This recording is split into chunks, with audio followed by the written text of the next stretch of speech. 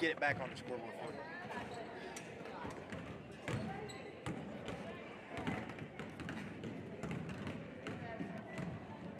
This game starts at 5. First game starts at 5. First game starts.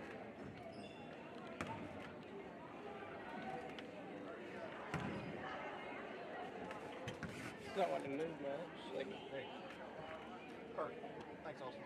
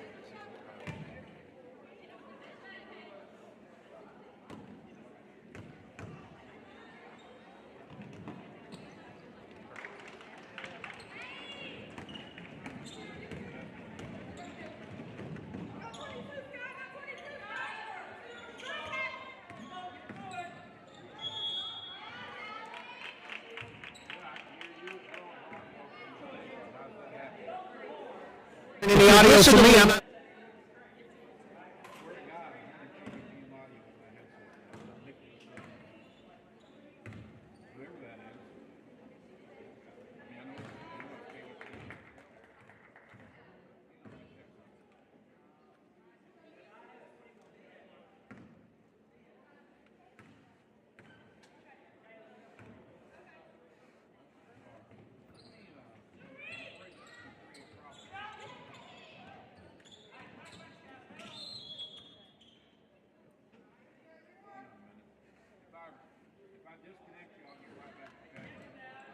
senile with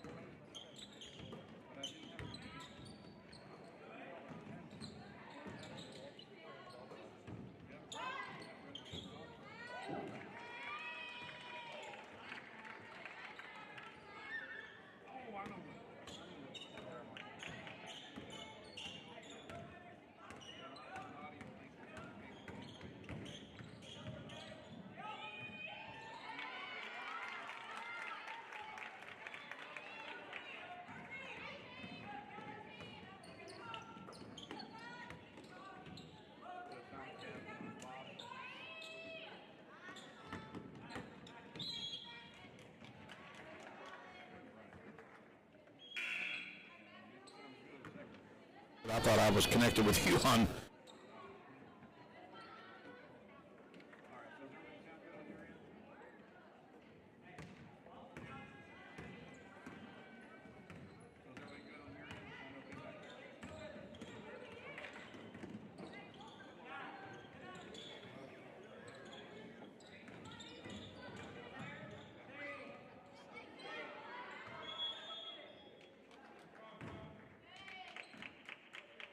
Certain, but it should.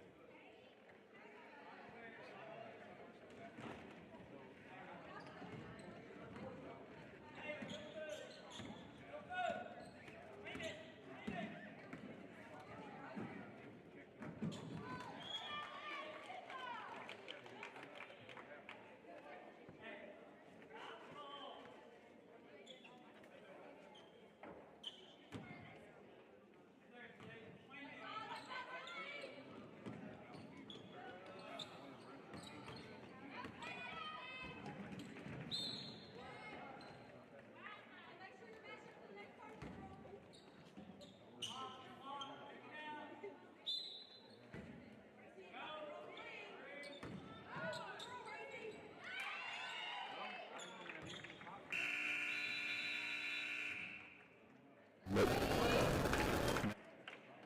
they're next to me. But Yeah, you're still at the mercy of the cell towers. about that, but. All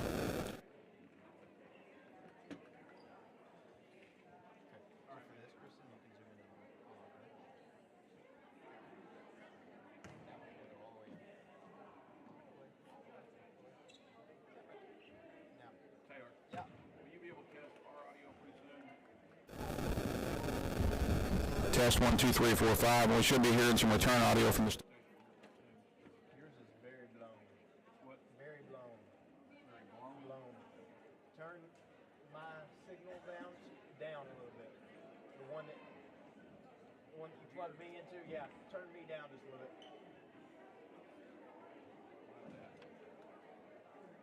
1, 2, 3, 1, 2, 3, 4, 5. Hello, 1, 2. More. Test 1, 2, 1, 2, 1, 2. Testing 1, 2, 3, 4, 5. Hello, 1, 2, 1, 2. Is that good? Yeah. Tell me when you got station. Should be in a minute. Okay.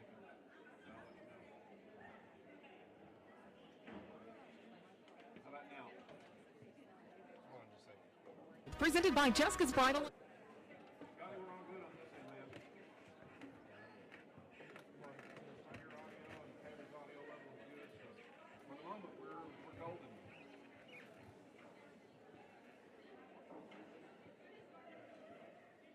All right, man. Thank you. Practice 2. Yep.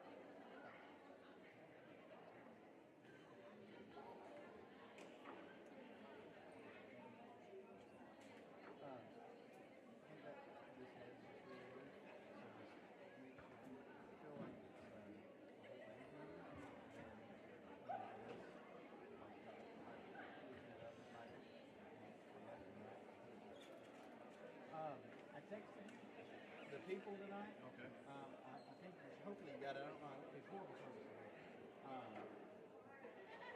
Right now, the Linderman kid should be here. It's one of Craig's kids. He's gonna work with me. I'll try to send it to you again. If not, I'll just let you take a picture of it. Okay, I'm on. The bathroom. Sounds good.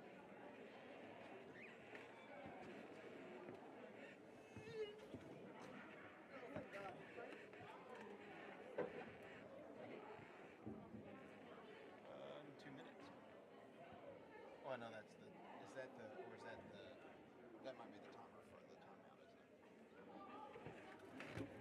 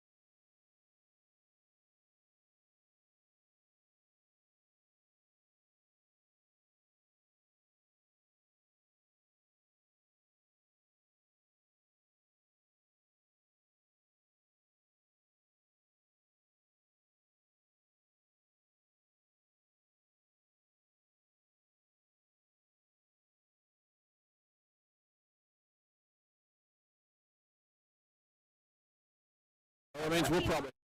Buy a bedroom suite. That's right. Any size bed, dresser, There you go, Linda. chest, get one free night.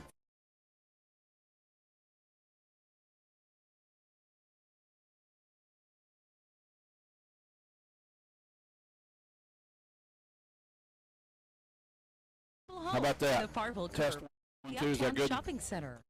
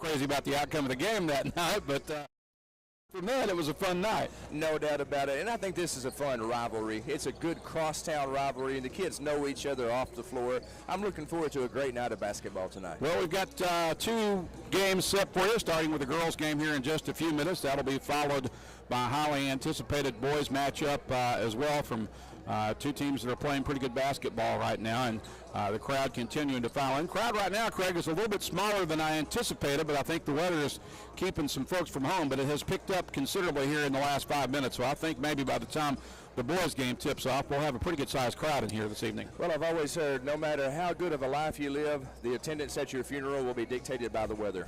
And I can believe that. I think the same is said tonight. It's a ugly night outside, but things are great here in this cozy gym, and it's a good night to come out and watch some basketball inside the climate-controlled comfort of the old Blazer gym. We're about a little less than 5 minutes away from tip-off for the start of the girls' game. We'll step aside for a 90-second timeout and back to check your starters and a little bit more pregame as we continue along with our First National Bank pregame coverage of Valley View and Nettleton basketball, brought to you by First National Bank, where they put you first always. Back in 90 seconds on the EAB Sports Network. You have access to medical weight loss within the only integrated health system in Northeast Arkansas. Get a head start on your 2023 health and fitness by booking an appointment with the NEA Baptist Weight Management Clinic. Crush your goals and feel the results while saving money with the lowest cash price in town. Call 936. So who was it? McShann, what you said to quit? NEA Baptist Weight Michaela Management Hill. Clinic. Yeah, that's right, Hill. Practitioner McShann was Jones injured. tailor a plan specifically for you. That's She blew out her 936. ACL. She had been starting, hadn't she? Michaela Hill? Yeah. You can trust.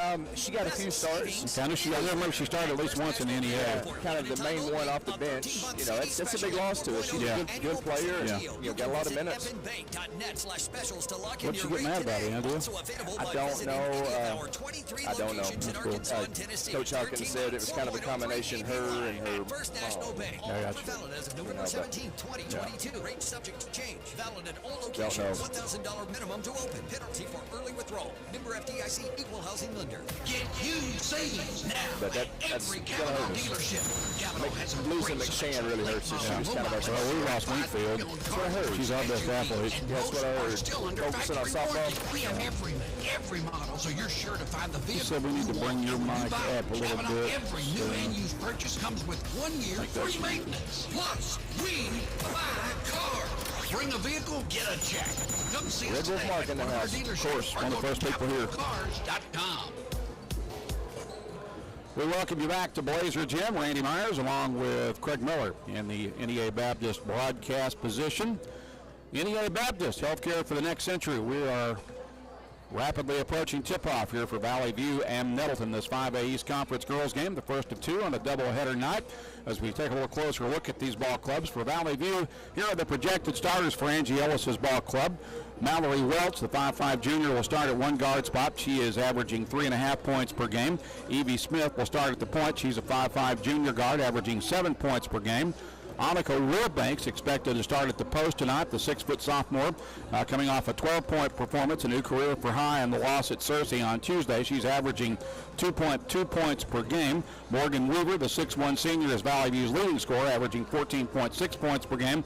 And Jaden Cruz, the 5'10 freshman, averaging 6.4 points per game. Nettleton expected to counter with a lineup, and Craig, step in here if I make a misstep, and correct me if I'm wrong. I'm probably going to have your help anyway, but Carmen McShann should start at 1 guard spot for the Raiders. She's a 5'4 junior.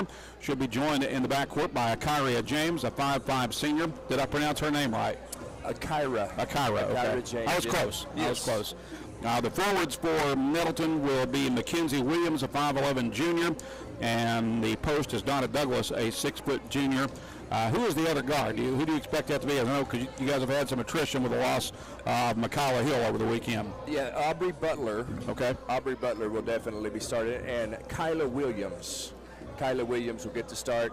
You mentioned Carmen McShann. Unfortunately, Carmen McShann is out for the season. She tore her ACL, so she will not be starting tonight nor any other night. And boy, that's a big loss for us, Randy. She's a spark plug, kind of makes the engine go, but she is unfortunately out for the season. Well, so both of these teams are trying to deal with season-ending injuries. I mean, with the loss there of McShann, and then the attrition of Michaela Hill for Nettleton, and then Valley View also playing shorthanded now without, in my opinion, their best athlete on the floor, and Anna Winkfield, who rolled an ankle last week against West Memphis, pretty serious high ankle sprain, and it's my understanding that Anna is going to forgo the rest of her season in order to focus on getting 100% healthy for the start of softball, because she's got an opportunity to probably play at the next level there. So I hate to lose her for this basketball team, but all things considered, I really can't blame her. Oh, no doubt about it. And I guess girls basketball is like any other sport. There's injuries, and by this point in the season, everybody is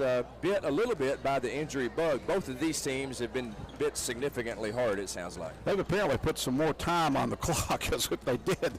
We got some extra time to kill our pregame, so I don't know when they slipped those extra few minutes. I thought we were getting close to tip-off, and we're going to tip this thing off at here in about 3 or 4 minutes. But if what's on the clock right now is correct, it's going to be close to another 9 minutes before we get tipped off. So toward that end, we will go ahead and take another 2-minute timeout. We're back with more of our First National Bank pregame coverage after this on the EAB Sports Network. In 40 years, one of the best teams My anywhere. pregame shows are mainly break. Orthopedics and sports medicine. They're experts. I'll take a 4-minute break in the pregame. I mean, it showed while ago less than 2 minutes, didn't it? With elbow, knee, or I don't know, ankle maybe pain. Or maybe they're trying to give people more time to get in or something. I don't know. I wish they'd give me a heads up when they're going to do that. Of course, I know it's kind of hard to do with me being across the court from them. But 1820. Visit their Facebook page and at JonesboroOrtho.com. Jonesboro Orthopedics and Sports Medicine, excelling in our field so you can... Scotty or Ryan, is that better on Craig's mic? Is his level better? Here. Did every July 4th here, refinished the floors here twice. Sized up your daughter's boyfriends here, waited in the doorway all day when your son was coming home on leave. This place has given you all you've dreamed of, and now it's giving again, in the form of a gourmet kitchen and the quietest dishwasher known to man. Realize your dream with a home equity line of surely credit between the from two of us, Simmons we can Bank. BSOA for another 6 or 8 minutes. SimmonsBank.com. Member FDIC. I got a few game notes here. Subject to credit approval. It's a mix We and have match been special live now on at all the radio. Jonesboro area Domino's Pizza location. Choose any 2 for $5.99 each for carryout or $6.99 each for delivery. How about a medium 2-topping pizza, oven-baked sandwich, pasta in a tin, Domino's stuffed cheesy bread, salad, bread twists, marble brownies, and so much more. Switch it up for lunch or dinner for the whole gang. The mix and match special with any 2 for only $5.99 each for carryout or $6.99 each for delivery. Only at your Jonesboro area Domino's Pizza locations.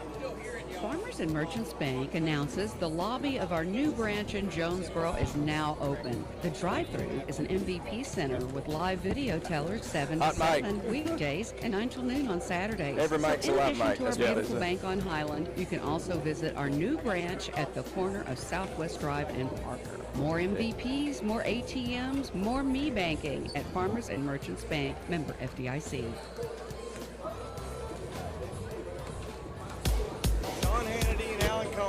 And we welcome you back to Blazer Gym here on the Valley View Junior High campus. We are now less than 7 minutes away from tip-off for this 5A East girls game. The boys game will immediately follow on a doubleheader 5A East night here at Blazer Gym as we take a little closer look at these two ball clubs for Valley View and Nettleton. Valley View is trying to snap a 4-game losing streak coming into this game, and of course a very tough opponent to try to make that accomplishment this evening against Nettleton. But Valley View, of course, last in action on Friday at Searcy. The Lady Blazers played better there. We're down 15 going into the 4th period. Cut it down to 5 in the final frame, but that would be the high water mark as they ended up falling 58-52. It was 14-7 in favor of Searcy at the end of the 1st period. It was 28-20 with Searcy leading at halftime and 45-30 at the end of the 3rd. But Valley View outscored the Lions 22-7 in that 4th quarter, but still not enough to overcome that 15-point deficit that they began the 4th period with, and they ended up falling by 6 as they fell shy of the win. Sophomore post Annika Wilbanks, as we mentioned earlier, led the Blazers in scoring. She had a career-high 12 points. Morgan Weaver had 11, and Mallory Welch had 10 for Valley View as the Blazers put 3 players in double figures. Nettleton was last in action on Friday as well. It was homecoming night at Raider Gym. The Lady Blazers defeated Batesville 52-47. They were up 17-3 at the end of the 1st quarter. It was a 10-point lead for Nettleton at the half as they led 26-16. They were up 10 again at the end of the 3rd, leading 38-28. Junior forward Donna Douglas recording a double-double for the Lady Raiders with 21 points and 12 rebounds. I had a chance to see this Nettleton team play 2 or 3 times during the NEA. In fact, I broadcast a couple of their games, and I was very impressed with Donna Douglas. She has got great mobility for a player her size. Oh, she is a tremendous athlete. My tag team partner in the NTV broadcast, Jacob Linderman, has started calling her D1 Donna.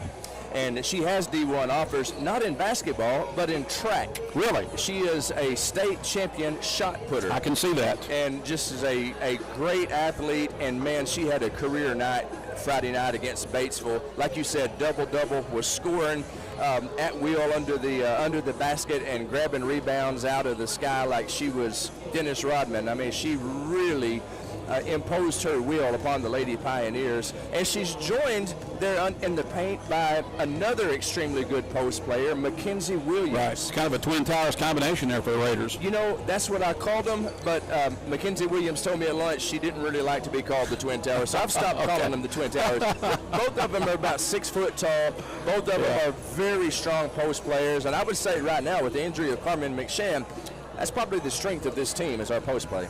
Yeah, I would say so, based on the limited times that I've seen him. Now, the other interesting element tonight for this girls' game, this game marks the return of Tim Hawkins to the Valley View campus. Of course, he's only 4 years removed from being the head coach here at Valley View. He's had a very successful stop at Wynn, and now in his first year at Nettleton. So I think that's another interesting element that you throw into the mix for this game, Craig. Oh, it really is, and we're very privileged and blessed to have Tim Hawkins at Nettleton. He's one of the good guys in this business. He really is. And what he did at Wynn, Randy, I think you would agree with me, can only be described as miraculous, the job he did at Wynn. I've said that many times. I can't stress enough how incredible and remarkable the turnover he put together on that program, because I'll be honest with you, and I don't mean any disrespect to anybody who's at Wynn before him, but I had never seen a more pitiful girls program. They were just terrible. They were god-awful. I mean, there's just, you can't stress until you actually saw them play how bad they were before he got there, and he got them in the regionals his first year there. Yeah, just obviously did a great job, and coaching matters for sure, and boy, what a wonderful job he did there at Wynn.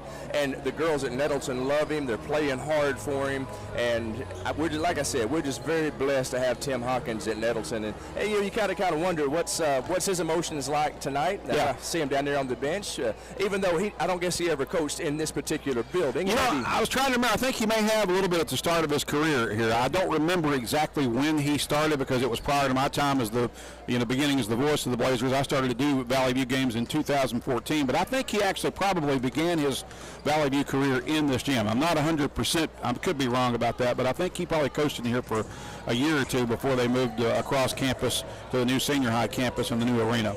Yeah, well, I tell you, I like this gym. This is the gym that whenever I was in high school, I came and watched the Raiders and the Blazers play. Right. This is a good basketball facility. I know it was unfortunate the pipe burst and y'all's beautiful arena got flooded, but this is a good backup plan. And I tell you the truth, I think it's a better, in my opinion, it's a better basketball facility than the arena, just because the arena is so big it kind of swallows up a crowd. It certainly makes for a better environment and setting. There's no question about that, because I mean that's less than half the size of Blazer Arena, which seats 3,000 people. This facility seats around 750, I think, when it's maxed out. And this place can get rocking. I can recall, like you can. I mean, I was at plenty of games in here, and actually had broadcast a few as well. And when this place gets rocking, I mean, they can raise the roof in here. Yeah, classic environment, and I'm thankful that we're getting to call this game Nettleton Valley View Crosstown Showdown in a place that reminds me of the 1980s, and that is a good thing in my book. As we look a little closer at these two ball clubs, Valley View comes into the game tonight. The Lady Blazers are averaging 46.4 points per game. They give up 49.6. Nettleton, by comparison, averaging 49.2 points per game and allowing only 38.1. And I guess it shouldn't come as any surprise to really anybody who has followed Tim Hawkins' teams that strength is the forte kind of this Nettleton team. Defense is the strength and forte of this Nettleton team. Absolutely. Defense travels. That's one thing Coach Hawkins likes to say. Defense travels, and we'll see if it does tonight. All right, we're going to step aside here for we'll call for a 90-second timeout, and we may extend it depending on how far along how quickly we progress with our pregame rituals with the national anthem and the starting lineup. So I think we'll go ahead and call for a 2-minute break here, and we'll be back in a moment with Blazer and Raider basketball on the EAB Sports Network. Trucks, clothes, and fashion have changed drastically over the 68 years our family has been in business. But one thing that hasn't changed is our commitment to serving customers and employees. Our history, our customers and employees have become family. Our history of quality sales, service, and strong personal relationships. I wish he'd quit calling it Blazer Arena. I pledge allegiance to the flag of the United States of America and to the republic for which it stands, one nation, under God, indivisible, with liberty and justice for all. At this time, we ask that you join us in a moment of silence for our men and women who have made the ultimate sacrifice.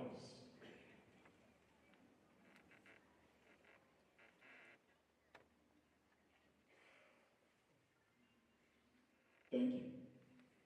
Please remain standing for our national anthem.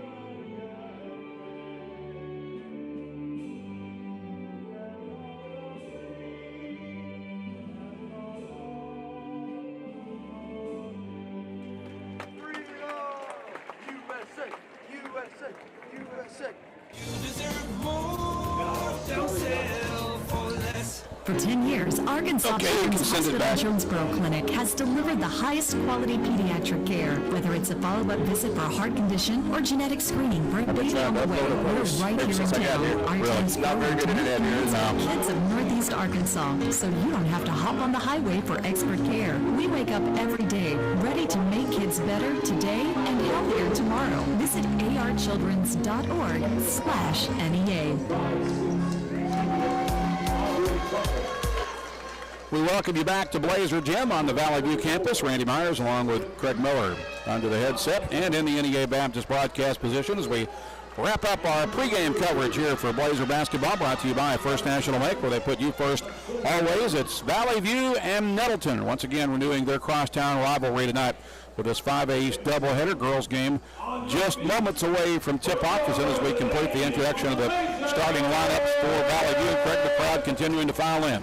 It sure is. Crosstown showdown tonight. And you mentioned Tim Hawkins, who coached at Valley View before. Now he's at Nettleton. There are other coaches in the gym who coached at both schools as well. Yeah, I noticed that. Coach Angie Ellis, she used to coach at Nettleton, was a softball coach at Nettleton, among other things. Just a great lady. And the legendary Coach Tommy Fowler, the athletic director now at Valley View. He was a longtime basketball and baseball coach at Nettleton. So just things like that just add to the quality of this crosstown rivalry. Chris Viala is also here tonight. Chris, of course, is a former assistant at Valley View under both Coach Hawkins and Coach Ellis, and he's here tonight to take this one in. So a lot of interest in this game, obviously. No doubt about it. Coach Viala, good dude and a great coach. Earlier this evening, Nettleton won the JV girls game by a count of 27-20. Elsewhere across the 5A East Conference tonight, there are 3 other games underway. Greene County Tech is at West Memphis this evening. Paragould is at home tonight against Marion, and Searcy is at Batesville. As we look at the 5A East standings going into tonight's games, West Memphis in the girls' side is at the top of the league with a perfect 5-0 mark. Paragould is right behind them in the number 2 spot at 4-1. Nettleton and Tech are tied for the 3 spot in the league standings going into tonight's games with 3-2 conference mark. Searcy and Marion are tied for the 5 spots with 2 and 3 league marks, and Valley View is in the 7 spot with a 1-4 conference mark. Batesville's in the cellar at 0-5 in conference play. Morgan Weaver set to jump center for Valley View against Donna Douglas for Nettleton. Our officials for this game were Floyd Shivers, Daniel Marsh, and Jennifer Ismail. Ball is in the air for the opening tip, and Nettleton controls it. Raiders with the basketball as Valley View opens up with a 3-2 zone defensively to start things. Now along the left wing it comes for Aubrey Butler. Out to the high post. That's Mackenzie Williams with the basketball. Spins, kicks it back out to the wing. Drive along the baseline. Shot is no good. Rebound battled for him. And it'll go out of bounds and belong to Valley View. 7:36 to play in the first period.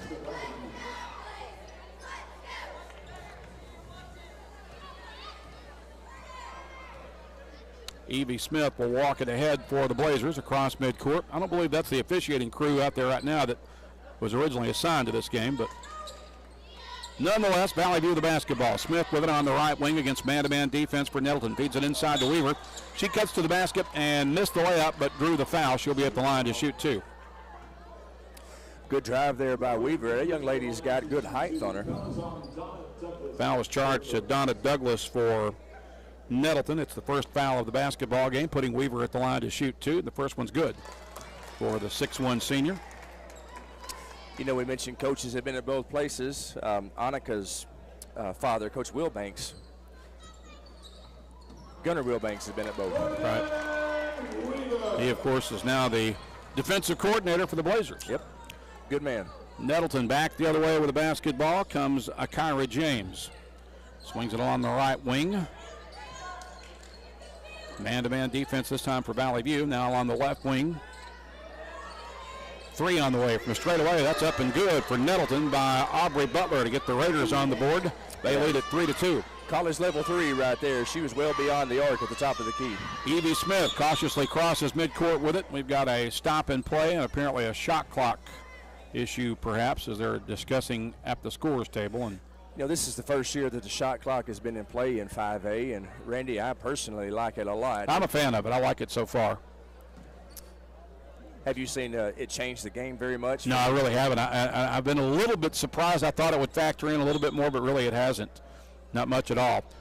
So it's 29 on the shot clock for Valley View, and the shot clock is apparently not running. So we've got issues with that. That's the part about it I don't like, are the malfunctions. So I guess they're going to keep a shot clock at the scorers table. Here's Wilbanks with it out high. Gets it to left wing for Wilbanks, or rather for Cruz. Cruz gives it up out top for Evie Smith. Now on the right wing to Wilbanks. Wilbanks guarded there by Mackenzie Williams. Out top to Cruz. Left wing for Smith. Smith puts up a runner from the edge of the lane and gets it to go. And I'm not sure how much time was left on the shot clock, but I can't help but think it had to be close to winding down there, Craig. Yeah, the shot clock stopped at 29, and referees over there. They're going to stop the game to tend to the shot clock issue right now. That's one issue that we've had. You know, they didn't even have a shot clock in this building. That's one of the things they had to do to get it ready for high school basketball, because prior to a couple of weeks ago, a high school game had not taken place in this facility for 12 years. So they had to kind of get the building modernized and updated, and they've still had some bugs to work out with the shot clock that obviously are not quite. It looks like they've got it going again now. Hopefully it's fixed. We'll wait and see, but at least it's winding down again. But Coach Tommy Fowler is over there, and everybody that knows Coach Fowler knows he is a technological guru. So you can bet Coach Fowler probably yanked some wires and reattached them and got that thing fixed. Well, they're still tending to it. Meanwhile, the game clock is running. Yeah, and I'm not sure. So we got all kinds of a mess going on at the scorers table. Well, I know this. Now they've got the game clock reset to 6:14. So Valley View has a 1-point lead in the first quarter. I know the mercy rule does not kick in at that point. 4-3 is our current score, and let's see if they've got the clock fixed or not. We're getting ready to return to play, and the clock is not running, so apparently the shot clock is still out. So Nettleton with the basketball. They'll get it along the right wing for Butler, and now a stop and play. And Coach Ellis is talking to the athletic director, Tommy Fowler, and he is walking over to the scorer's table. And I don't know, Randy, if the shot clock ain't working, I don't know if we'll just kick it old school. We've had to do that once or twice before, and they usually keep it at the scorer's table. Yeah. I think that's what the actual AAA mandate is in a situation like that, is they keep the shot clock at the scorer's table, and beyond that, of course, that doesn't really help you or me unless they announce it over the PA system, occasionally. Now they're sending Kaylee French, the assistant coach, is headed somewhere, and both teams are going back to their benches, so we are having issues here in getting this one started. We're going to step aside for a timeout. We'll step aside for a 1-minute timeout. We've got 5:28. Well, I don't know how much time we have because now the clock's running again, so it's just a complete cluster here at Blazer Gym at the moment. All I can tell you that somewhere early in the first period, Valley View leads Nettleton 4-3. We'll be back hopefully in 1 minute on the EAB Sports Network. What the season, it's always a great...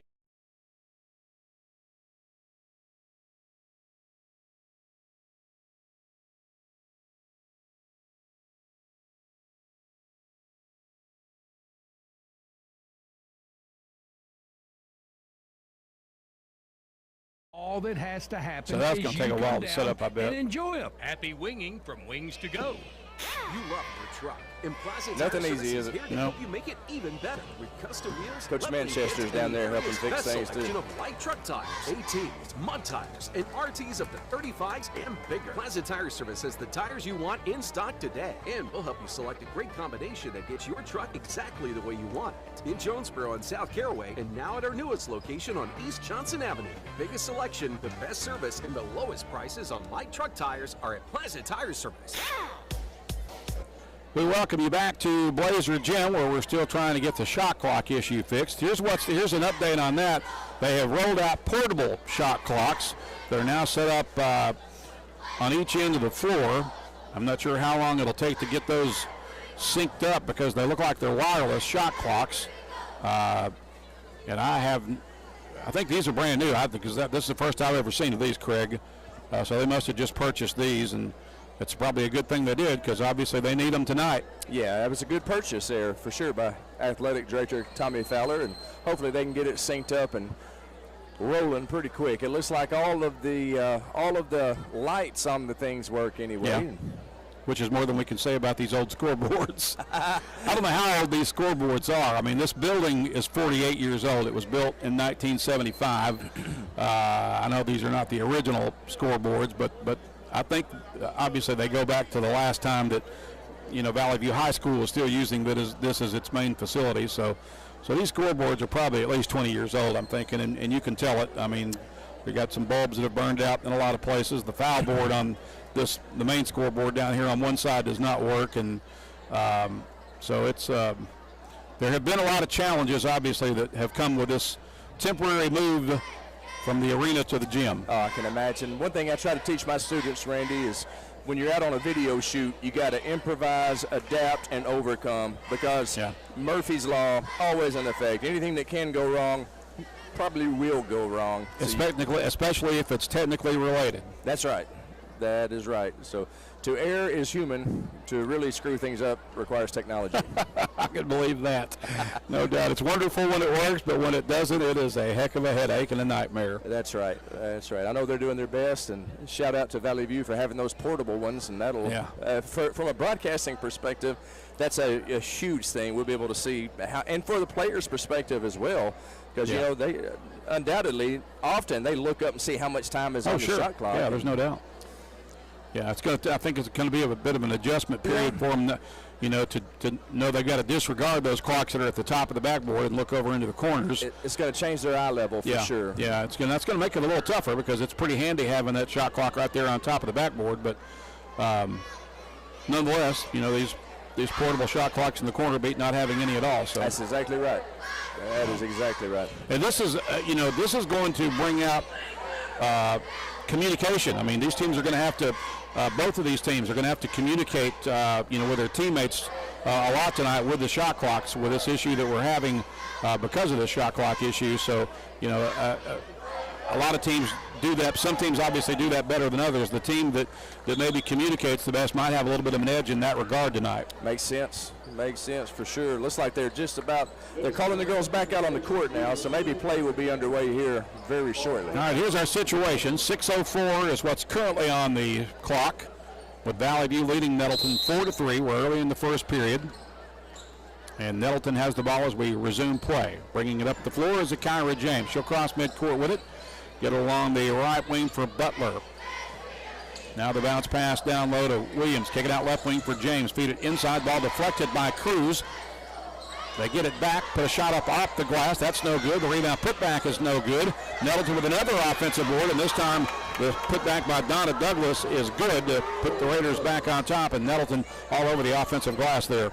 Yeah, that's the Twin Towers I was telling you about earlier. Mackenzie Williams and Donna Douglas. They do a great job underneath. Evie Smith with it at center circle for Valley View against man-to-man defense for the Raiders. 5:25 to play in the period. Nettleton leads it 5-4. Smith brings it right wing, kicks it out for Wilbanks. Wilbanks surveys the floor, dribbles out top, leaves it there with Mallory Welch. Welch puts it on the floor. Right wing now for Evie Smith. 13 on the shot clock. Smith at the top of the key, brings it left wing. The Blazers with a communication breakdown there, just throw the ball away. And that has been the Achilles heel of this Lady Blazer team all season, is turnovers. Sometimes unforced like that one, and more times than not forced. Nettleton with the basketball. Back the other way with it is Butler. She'll get it on the right wing to Kyla Williams. Left wing for James. James drives the baseline. Nice pass into the paint, but it's deflected and then stolen. Out of traffic with it is Mallory Welch across midcourt for the View. She'll dribble down to the baseline. Now take the fadeaway jumper and knock it down. Mallory Welch, who had 10 points Friday night at Searcy, gets Valley View back up by a point at 6-5 with 4:38 to play in the opening frame. Nettleton with the basketball, and horn sounds. Horn sounds again. The officials say play on. They're still got issues across the court apparently at the scorer's table. Raiders with the basketball. They get it along the left wing. Pass inside, deflected, and then stolen by Jaden Cruz for Valley View. Cruz going to the rim, but had her pocket picked under the basket. Now there's a loose ball on the baseline. They'll go out of bounds and stay with Valley View, I believe, with 4:19 to play in the period. And now they're calling one of the officials back over to the scorer's table as the problems continue. When play resumes, it'll be Valley View's basketball. On the Blazer end of the floor, Evie Smith to inbound from the baseline, her right side of the bucket. 4:19 to play in the first period. Valley View up 6-5. Yeah, it looks like they're still trying to work some bugs out of those portable shot clocks that they have brought out. And of course, we've been getting some inadvertent buzzers going off as well. Yeah, on that last Nettleton possession, the horn sounded a couple of times. You know, as old as this gym is, I believe you said 1975. Yeah, it's 48 years old. It's actually 5 years newer than our gym at Nettleton. Is that right? It was built in 1970. Toward that end, since you broached that subject, I have heard a little bit of scuttlebutt and talk about a possible new arena at Nettleton. Is there anything to that, or can you address that? Or I think there is. Of course, you know, I'm way down on the totem pole. You understand that, Randy? But I have heard from people who know people who say that is in the plans. I don't know where it will be. I don't know exactly what the plans are, but I heard that within the next decade, Nettleton will have a new basketball facility.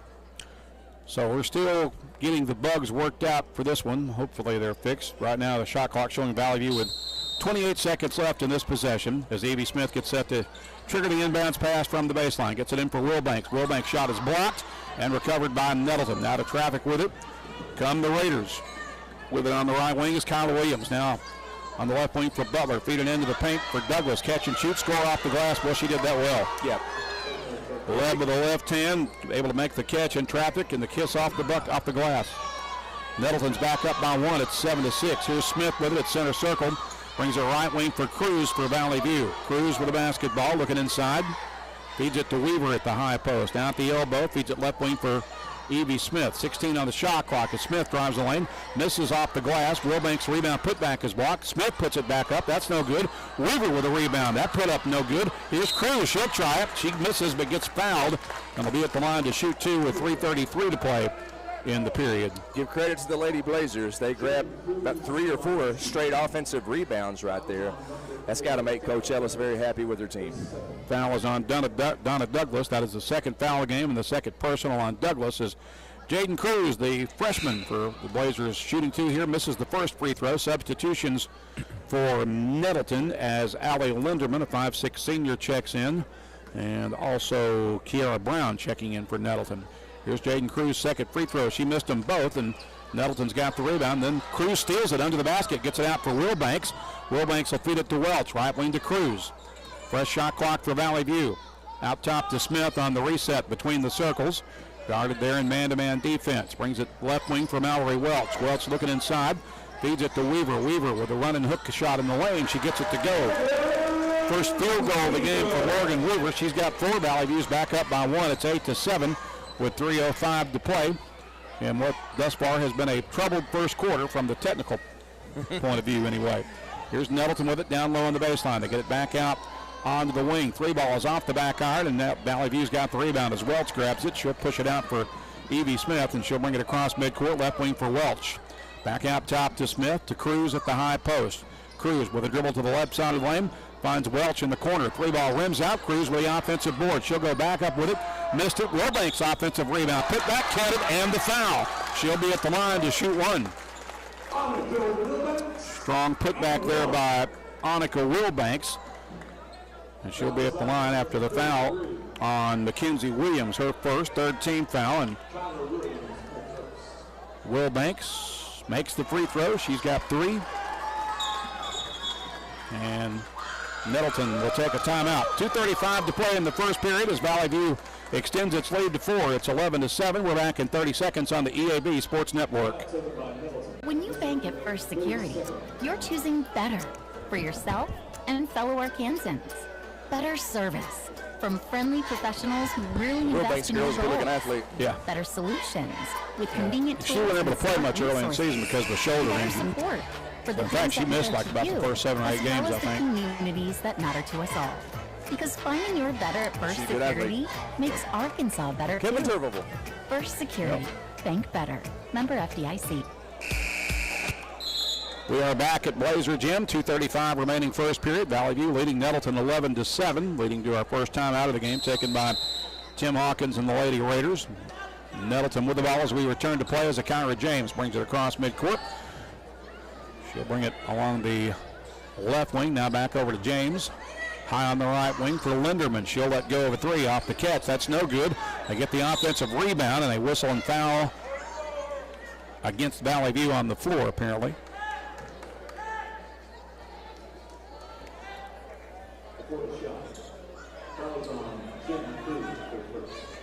Foul was on Jaden Cruz, her first.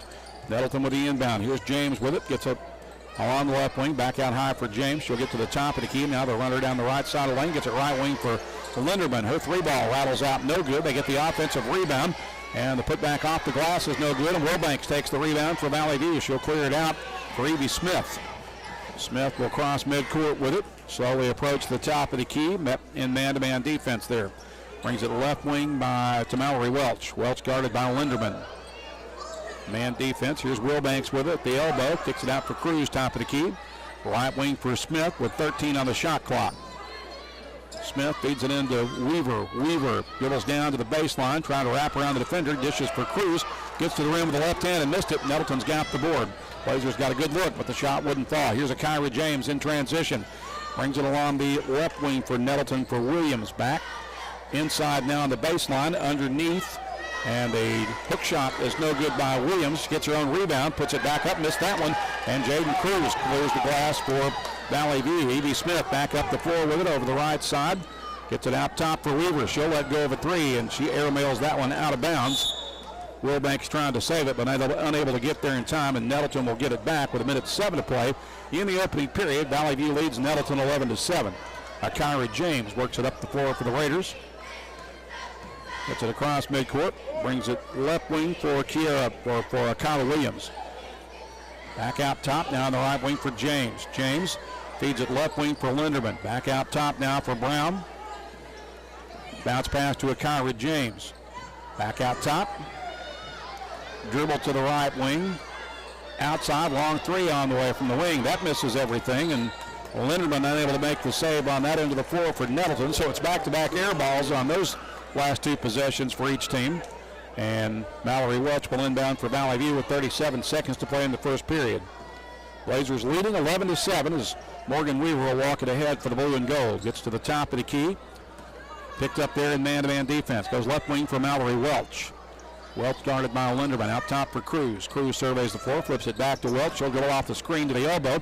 Puts up the runner off the glass. That's no good. Nettleton's got the rebound as James comes away with it and has the Raiders off and running to the other end. Stutter steps, gets to the baseline, dishes underneath. Shot is partially blocked and then rebounded by Cruz with 7 seconds left.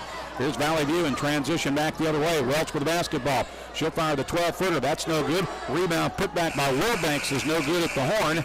And at the end of one, Valley View leads Nettleton 11-7. We'll be back with the second period in 1 minute on the EAB Sports Network. Hello, I'm estate planning developer attorney Chad Oldham. More and more often today, I hear clients tell me that the only thing golden about the golden years is that it takes all the gold. 6:30, we're just now in the first period. Rising healthcare and nursing home cost. We may be here a while. Yeah, I expect so. Contact us today to find out how we help. Of course, we started it late, too. I still don't know why we started it late. That may have been because of the clock issues. I don't know. May have been. 603 Southwest Drive in Jonesboro, or visit us on the web at oldhamlawfirm.com. Now you can enjoy the great taste of Japan in downtown Jonesboro. Bamboo Japanese Cuisine has all your favorites, from steak and chicken to seafood and sushi. Bamboo also has house poke bowls, or you can build your own bowl. Bamboo Japanese Cuisine with hibachi, sushi, and seafood is open Monday through Saturday for lunch and dinner, and discounts are available for students. So stop by and dine in with us, or log on to bamboojapanesecuisine.com and like them on Facebook. Bamboo Japanese Cuisine on the corner of Main and Huntington in downtown Jonesboro. 1 quarter in the books, 3 still to play as we welcome you back to Blazer Gym. We're in game 1 of our 5A East doubleheader between Valley View and Nettleton. We are about to begin the second period of the girls' game with Valley View leading Nettleton 11-7. Randy Myers joined by the voice of the Raiders, Craig Miller, tonight here on our EAB simulcast. This game being heard on KBTM's AM and FM signals, as well as Bob FM, which is ordinarily the radio home of the Raiders. And pleased to have Craig on board here for the girls' broadcast. Yeah, I'm not allowed in a whole lot of places in Jonesboro. I appreciate you welcoming me up here to your booth, Randy. Well, enjoy it while you can. Valley View gets the ball to begin the second period. Here's Morgan Weaver with it between the circles as she approaches top of the key, leaves it there with Evie Smith. Smith with a dribble to the right side, feeds it inside to Weaver, who cuts to the basket. Missed underneath. Offensive rebound put up by Wilbanks. It's blocked out of bounds and will stay with Valley View, but I tell you what, the Blazers are finding the going tough under the basket. Yeah, it's tough sledding for any team that takes on the Raiders. Of course, Donna Douglas in foul trouble, and she's sitting on the bench, but Kiki Brown does a good job underneath there, too. Evie Smith, the inbound from the baseline for the View. Tries to get it into Weaver. It's deflected and stolen by Nettleton on that ill-advised pass, and here come the Raiders. Across midcourt with it is Akira James. Got it between the circles, gives it up right wing for Aubrey Butler. Now back over to James. On the left wing now, back out top. Right wing to Butler. Butler guarded there by Smith. Now into the corner. Here's James with it. Along the left wing, back out top for Akira James. She'll take the 3 from there. That's off the mark. Offensive rebound is no good. Another offensive board, and that putback is good by Mackenzie Williams. So first bucket of the game to make it 11-9. Valley View with the basketball and a 2-point lead. Evie Smith with it at center circle for the Blazers. Dribbles to the left wing, gives it up there for Weaver. Out top to Cruz, right wing to Mallory Welch. Welch guarded by James in man-to-man defense. Out top for Wilbanks. Left wing to Cruz with 14 to shoot. Out top for Wilbanks, who did not anticipate that pass. Fumbled it, gets it back. 8 seconds on the shot clock. Cruz will take the 3 and banks it in from straight away.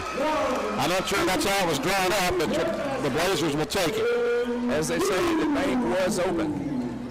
So it's 14-9. Valley View with the lead. Nettleton with the basketball. Cruz with a steal in the paint as she denies the entry pass. Gets it out to Weaver, and Weaver lost it as it's stolen by Akira James. Trying to keep it in bounds. James will drive and miss the layup. Rebound battled around, and Wilbanks finally grabs it for Valley View to clear out for Weaver across midcourt. Weaver's going to the rim, drives into the lane, misses with the left hand. James rebounds for Nettleton. Here come the Raiders in a hurry back the other way. Akira James dribbles down to the baseline, gets shut off there by Jaden Cruz, and gets it back out for Kyla Williams. Back out to Butler now. Skip pass left wing for James. Out top, here's a 3 on the way for the Raiders. That's no good. Offensive rebound off the glass, good. And that who scored that bucket? Kiara Brown scored that for Nettleton. So first bucket of the game, and now Valley View will take a timeout with 5:47 to play in the half. The Blazers lead at 14-11. We're back in 30 on the EAB Sports Network. Tired of slow internet? Feel like you're stuck in the old days? It's time to catch up with Empower, delivered by Craighead Electric. Thanks to Empower, you don't have to wait for high-speed internet. Our new cutting-edge technology makes our services more reliable and faster than the competition. Call 870-336-0999 to check internet availability in your area. That's 870-336-0999. Empower, high-speed internet for your neck of the woods. 5 minutes, 47 seconds left in the first half here for Valley View and Nettleton in the girls' game. Blazers leading the Raiders 14-11. Valley View will have the ball. Nettleton's going to come with some full court token man pressure as Evie Smith will work it ahead against Jessica Cullens, who's new into the game for the Raiders. Smith with it at center circle. Crossover dribble to the left wing. Now gets to the edge of the lane. Leaves it with Welch, who curls into the high post. Outside for Jaden Cruz. Now on the right wing for Weaver with 15 to shoot. Weaver with the basketball. Out top for Smith. Smith feeds it to Wilbanks at the elbow. She'll give it back to Smith, who dribbles to the baseline. Kicks it back out for Welch with 5 on the shot clock. Now to the top of the key. Runner in the lane by Welch is no good. Jaden Cruz with the offensive rebound. And Valley View's got a fresh shot clock. Here's Welch for Cruz. Cruz drives, goes up with the left hand. That won't fall. Wilbanks gets the offensive board. Missed the putback, but drew the foul. She'll be at the line to shoot 2. I'm really impressed and a little bit surprised by how good Valley View's been able to rebound at times against Nettleton tonight. Yeah, they have really been able to control the offensive boards, and that you can bet that's something that Coach Hawkins will address with his team during the halftime break. And to further complicate matters for Nettleton, that was the 3rd personal foul on Donna Douglas. It's the 4th team foul on Nettleton. And Donna is one of those girls that we can ill afford to have out over there on the bench. She really good player for us. Hate to see her get in foul trouble here with 5 minutes remaining in the second quarter. Meanwhile, we continue to have shot clock issues, it appears.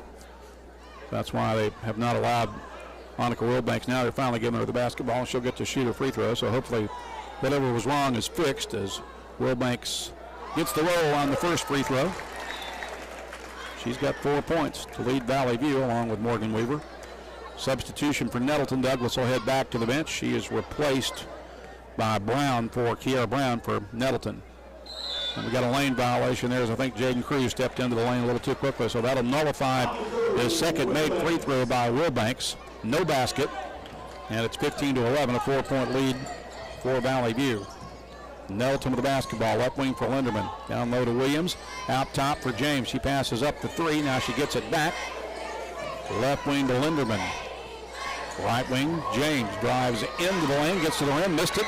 Rebound, battled for, grabbed off the floor by Evie Smith for Valley View as Smith crosses midcourt over the left side of the court. Has it between the circles. Guarded by Cullens in man-to-man defense with 23 on the shot clock. Brings it right wing for Welch. Welch looking inside, out top for Cruz. Cruz holds it over her head, now dribbles down the left side of the lane, lost it, got it back, misses off the glass, and Williams with a rebound for Nettleton. We have a whistle. And what's the call here? No foul indication. Maybe I see Cruz headed toward the trainer area. I don't know if she might have maybe some sort of an injury. Maybe a cut or something that's taken her out of the game. She'll be replaced for Valley View by Allison Shelby, the 5'11" sophomore. So Cruz being tended to down at the end of the Blazer bench. May have a nosebleed or a cut under her eye or something, it looks like. But so Nettleton with the ball as we return to play. Kyra James gets it along the left wing for Jessica Cullens. Now back out on the right wing. Here's Cullens. She'll take a 3 from outside. That's good. Jessica Cullens with her first bucket of the game. Pulls Nettleton within 1, and now another stop and play. And I think we have a foul here against Nettleton.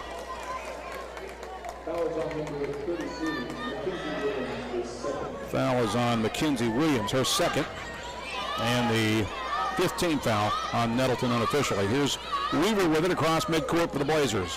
Dribbles to the left wing, Valley View up 1, it's 15-14. Here's Smith with it, curls off a screen to the elbow. Almost walked, leaves it with Weaver now. Weaver had her pocket picked by James, and James will drive to the other end. Had her shot blocked by Weaver, but she got fouled, and as James takes a spill under the basket, she's okay, and now she'll shoot free throws after the first foul on Morgan Weaver. It was one of those good fouls by Weaver, as that was a sure layup by Kyra James after a very nifty steal. And so you get 5. That's a good one to put her on the line, let her earn that a little bit. It's only the second team foul on Valley View as James makes the first free throw to tie the game at 15. Now she can put the Raiders on top.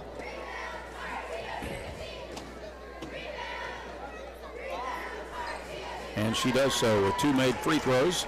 So it's 16-15. Nettleton back on top for the moment with 3:33 to play in the half.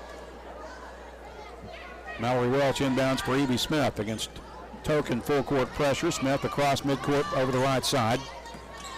Brings it between the circles, being chased by Jessica Cullens. As she does so, dribbles to the left wing, trips, lost the basketball out of bounds, and it'll belong to Nettleton with 3:19 to play in the half. Raiders up 1. It's 16-15. Looked like the court monster might have got her. Yeah, I think so. Here's James across midcourt with it, gives it up for Cullens, left wing for Linderman, inside to Mackenzie Williams. She works the baseline, gets inside, missed the shot. Rebound goes long and out of bounds. It'll stay with the Raiders with 3:06 to play in the half and 33 on the shot clock. Linderman will inbound from the baseline for Nettleton. Her right side of the basket, gets it into the corner for Cullens. Cullens drives to the edge of the lane, gets shut off there. Here's a long 18-footer up and good. That's a 2-point basket for Nettleton by, was that Brown? Kiki Brown, yes sir. She's got 4. And Nettleton's lead is now at 3. It's 18-15. Smith with it at midcourt for Valley View. 23 to shoot, left wing for Mallory Welch. Welch with the basketball, guarded there by Linderman. Gets to the top of the key. Runner in the lane is actually a dish instead for Wilbanks, and we've got a foul called against the Raiders. That's going to go against Allie Linderman. Allie, obviously a student at Nettleton. Her mom teaches here at Valley View. She came up to the press box earlier. I'm looking over there, and Taylor Settlemeyer and his excellent crew at Valley View Blazer News Network, they're trying to poach one of my students, Jacob Linderman over there. Yeah, I noticed that. Here's an inside pass to Weaver on the inbound. She misses, and Nettleton's got the rebound. Kyrie James will bring it back ahead for the Raiders. Trying to build on their lead and continue their run. They get it along the right wing. Back out top for Kyrie James. James brings it left wing for Cullens. Back out top for James. James, high post jump shot on the way. That is no good. And a foul on the rebound, I believe, against Williams. If so, that's her 3rd.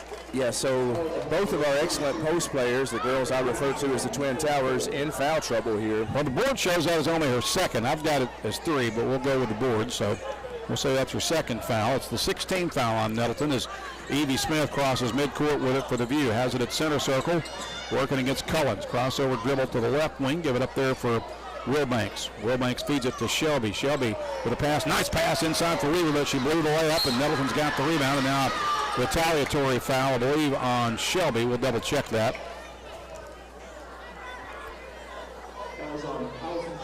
That is indeed on Allison Shelby. It's her 1st. And the 3rd team foul, I believe, on Valley View, if my count is correct. Here's James with it for Nettleton. Between the circles, guarded by Evie Smith. Dribbles to the right wing, bounce pass in the corner for Cullens. Cullens gets it back out for Kyra James. James dribbles left wing, now kicks it into the corner. Back out top for Kyla Williams. Down low in the paint, kick out for James. She's open for 3, uncorks and misses. And the rebound taken by the Raiders as they get the reset. And a fresh shot clock with 1:20 to play in the half. Here's James with it between the circles, guarded by Smith. Gives it up for Cullens. Raiders up 3. It's 18-15. In the corner, Williams with the basketball. Gets it back out top for Cullens with 16 on the shot clock. In the corner on the left side. Back out top to Cullens. Now on the right wing with 10 to shoot. Into the paint for James. James drives. Gets shut off there by Wilbanks. Now the ball is loose and on the floor. Nettleton gets it back with the shot clock winding down. Here's a 3 on the way. And the shot clock will sound. Valley View will get the ball back with the inside 1 minute to play in the half. trailing by 3. It's 18-15, 47 seconds left in the second period as Evie Smith walks the ball ahead for Valley View. Collins awaiting her at midcourt. Swipes, knocks the ball away. Smith able to get it back. Now dribbles to the left wing and gives it up for Weaver. Out top for Shelby, right wing for Welch. 19 to shoot. Feed inside to Weaver on the baseline. She's immediately shut off there, trying to post up the defender with a turnaround jumper. Can't get the drop, and the rebound taken off the floor by the Raiders. Here comes Nettleton as James crosses midcourt with it with 16 seconds left until halftime. Akira James with a basketball. Feeds it left wing for Brown. And a travel called against Collins. Will give it back to Valley View with 8.4 seconds left in the half. Blazers down by 3. It's 18-15 as Morgan Weaver will cross midcourt with it with 5 seconds left as she dribbles to the left wing. Gets it for Welch. Welch will dribble once, fire at the horn, and miss off the back iron at the end of the half. Nettleton has a 3-point lead. It's 18-15. We'll step aside for a 2-minute timeout. We are back with our Kavanaugh Auto Group halftime report after this on the EAB Sports Network. Ship anything, anywhere at your #1 shipping source. Pack Mail in Jonesboro. Bring anything to Pack Mail.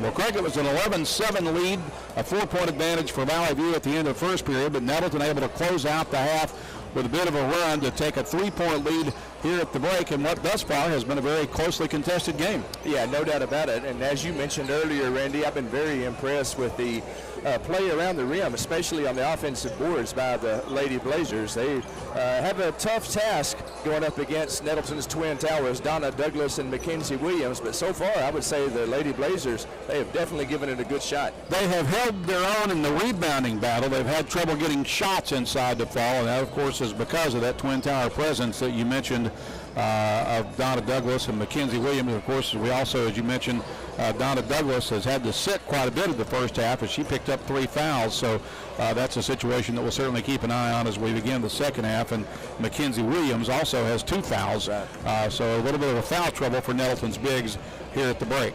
Yeah, no doubt about it, and that's a couple of girls that we definitely want to keep out on the floor, and we'll see how that situation develops as we go forward in the second half. Looking at individual scoring numbers from the first half for Valley View, the Blazers were led by the 4 points each of Annika Wilbanks and Morgan Weaver. They got 2 each from Mallory Welch and Evie Smith.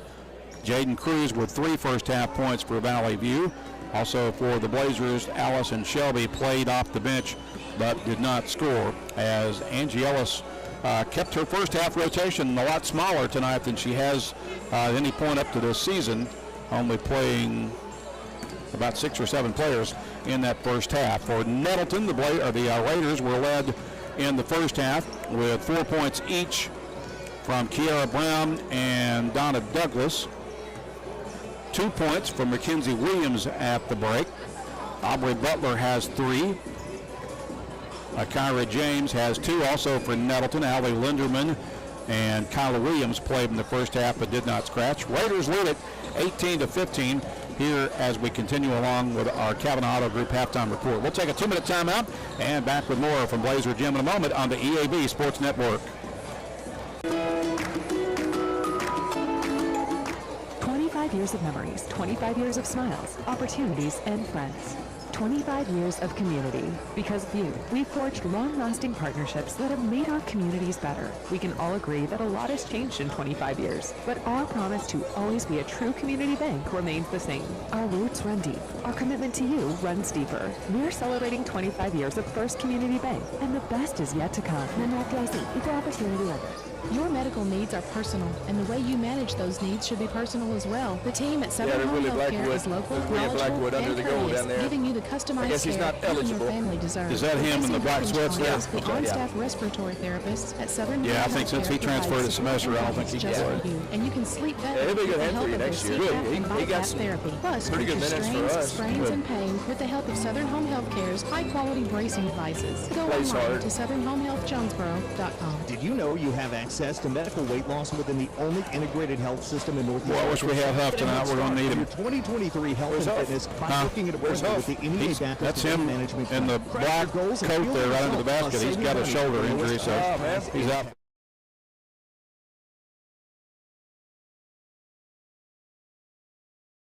Taylor plans specifically for That's you. impressive. He got an offer from Notre Dame.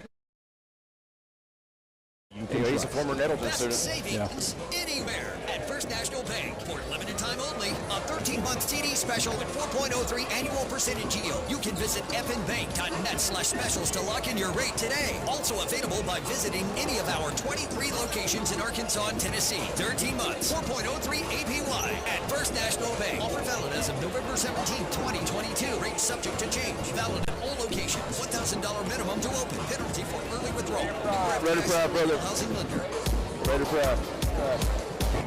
We welcome you back to Blazer Gym. Randy Myers and Craig Miller under the headset as we continue along with our Kavanaugh Auto Group halftime report. Halftime in the girls' game with Valley View trailing Nettleton 18-15 through the first 2 quarters of play. Of course, we'll have the boys' game immediately following the conclusion of tonight. We'll kick Miller to the side and bring in Jason Manchester as our color analyst for the boys' game. But this is cool. You mentioned that. I'm glad you mentioned that. I got a little bit of a bone to pick with you. Because, you do? Yeah, I was listening to The Drive with Cade and Alex and Will. Right, yeah. And you were on there today being interviewed about the game. Yeah. Cade Carlton said, you're kicking me to the curb and bringing somebody with a lot more basketball knowledge in the boys' game. And you just laughed and laughed and laughed at that. Well, I thought it was kind of funny. I thought you would maybe defend my honor or something, you know. Well, I hate to disappoint you. Well, it's one of those things. But, you know, life's full of disappointment sometimes, isn't it? That is true. That joke was only funny because it's true. Well, anyway, this is fun tonight because this is very much a joint effort. I mean, we've got, you involved with the girls broadcast, and then we've also got, as you referenced earlier, Jacob Linderman from Nettleton. He is our assistant director tonight for our streaming broadcast over on YouTube, on the Blazer News Network YouTube channel. And while we're on that subject, I'll go and acknowledge the full crew on the streaming broadcast. Our camera operators are Kristen Fels-Gober, Amaria Patton, Carter Zipfeld, and Austin Ronnie. As we mentioned, Jacob Linderman's the assistant director.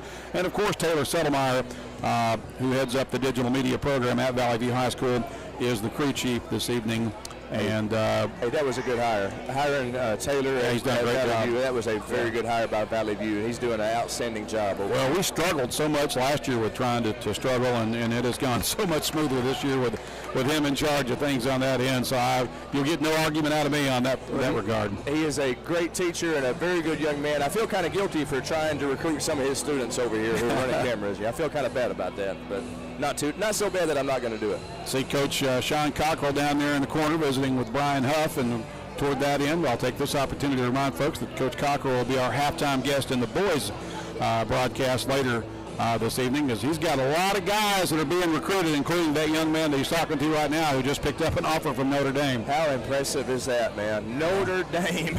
Yeah, that's a long way from Northeast Arkansas. Yes, it is. And there's not been many. I don't know if there's ever been anybody from Northeast Arkansas recruited by Notre Dame. So first one that I can ever recall. I'm not going to say it's never happened before, but it's certainly, if so, it hasn't been on my radar or in my lifetime anyway. So.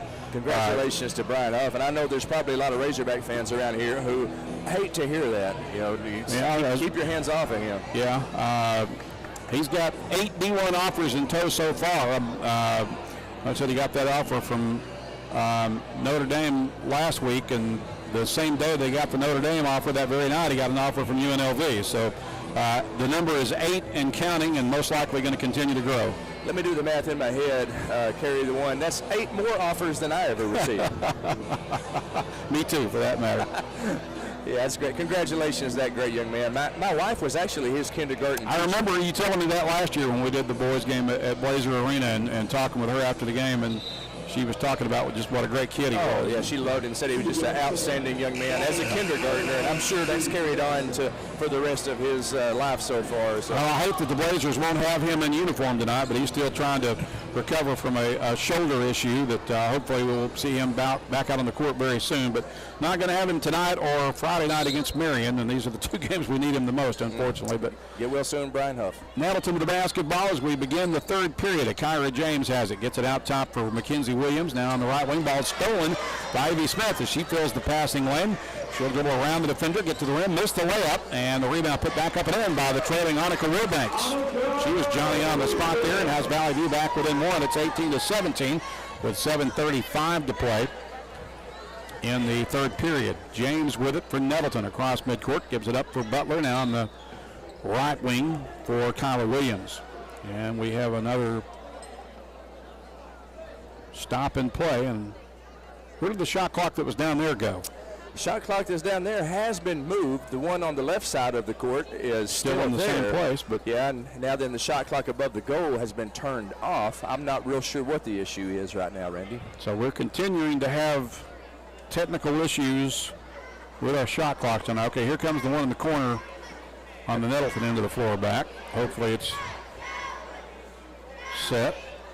I didn't know, maybe it wasn't there to begin with. That may have been why they held up play, because I didn't notice that it wasn't there until they stopped the clock or stopped play, and now we're set to resume action with 28 seconds on the shot clock for Nettleton. 7:25 on the 3rd quarter clock. I get it along the right wing. Back out top, Butler has it. Feeds it inside for Douglas. Douglas with a nice catch on the baseline, but her shot is blocked, but Nettleton gets it back. They feed it back inside. Wilbanks trying to deny. Douglas ends up with it, loses it inside. They get another recovery on the baseline. Shot clock at 3. Here's a right wing 3 on the way and good, and a really huge bucket there for Kyla Williams for Nettleton. Yeah, Kyla Williams, one of our seniors, and boy, she came up big with that 3 ball. It's her first bucket of the game, and what a timely 3 that was. Puts Nettleton back up by 4 at 21-17 as the shot clock was about to expire on her. Here's Cruz with it, right wing for Valley View. She'll dribble out top, leave it with Wilbanks, left wing for Welch against man-to-man defense for Nettleton.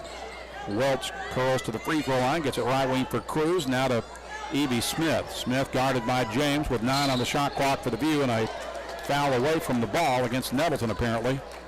It might have been against Donna Douglas. Let's see what they say. It was in her vicinity anyway, but it looks like that foul is going to be on Kyla Williams, her first. Okay. That's good news for Raider Nation. That was the first team foul. Here's a shot inside that's no good. Long rebound for Smith. Her putback is no good. Weaver with the offensive board. She puts it back up and in with a soft jumper from the side. Valley View continues their dominance on the offensive boards. 3 offensive rebounds right there. Blazers back within 2. It's 21-19 with 6:12 to play. in the third period. Nettleton with the basketball. Williams with it on the baseline. Back out top for Butler. On the right wing, Kyla Williams launches another three. That one won't go, but Douglas gets the offensive board. Gets it out for Butler, who drives.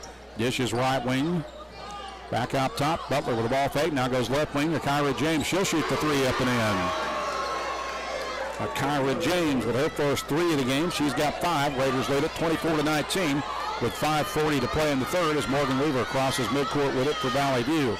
Slowly approaching the top of the key against man-to-man defense. Right wing for Evie Smith. Smith for the basketball. Leaves it with Cruz out top. Cruz brings it for Welch high on the left wing. Nettleton with man-to-man defense. Here's Weaver with it out top for the View with 8 on the shot clock. Trying to get to the rim, puts up the floater with the left hand. It rattles out. Wilbanks offensive rebound, put back up and in for Annika Wilbanks. And she's got 8 for Valley View as she really continues to play well as of late. Yeah, she's a very good athlete, no doubt about it. Annika Wilbanks, good stick back basket. The View back within 3. It's 24-21 with less than 5 minutes to play in the third. Nettleton with the basketball. With it along the right wing is Butler. She's got an open 3. That's off the back iron. Rebound battled for as they tie up for it under the basket. Cruz and Williams on the tie-up. They'll call that a jump ball with a possession arrow pointing to Valley View this time. So Mallory Welch will inbound for the Blazers. Nettleton's going to come with full court token pressure. Blazers inbound to Morgan Weaver, and she'll bring it ahead unharassed. Across midcourt, 4:39 to play in the period. Blazers down 3. It's 24-21. Smith with on the right wing, out top for Cruz. Cruz goes right wing for Weaver. She curls off the screen with a catch and shoot 3. That's no good. Evie Smith with a rebound. Back out for Weaver. He'll try another 3. That one rims out. Welch with the rebound. Then she gets tied up or fouled. Which will it be? Looks like they're going to call that a jump ball, and Angie Ellis not happy about that, but I kind of figured that's how that one was going to go. So this time the possession error gives it to Nettleton with 4:23 to play in the period. Raiders with possession and a 3-point lead. It's 24-21 as Kyra James picks up the ball and dribbles across midcourt. Leaves it with Butler. Butler feeds it inside. Pass stolen away by Jaden Cruz. Cruz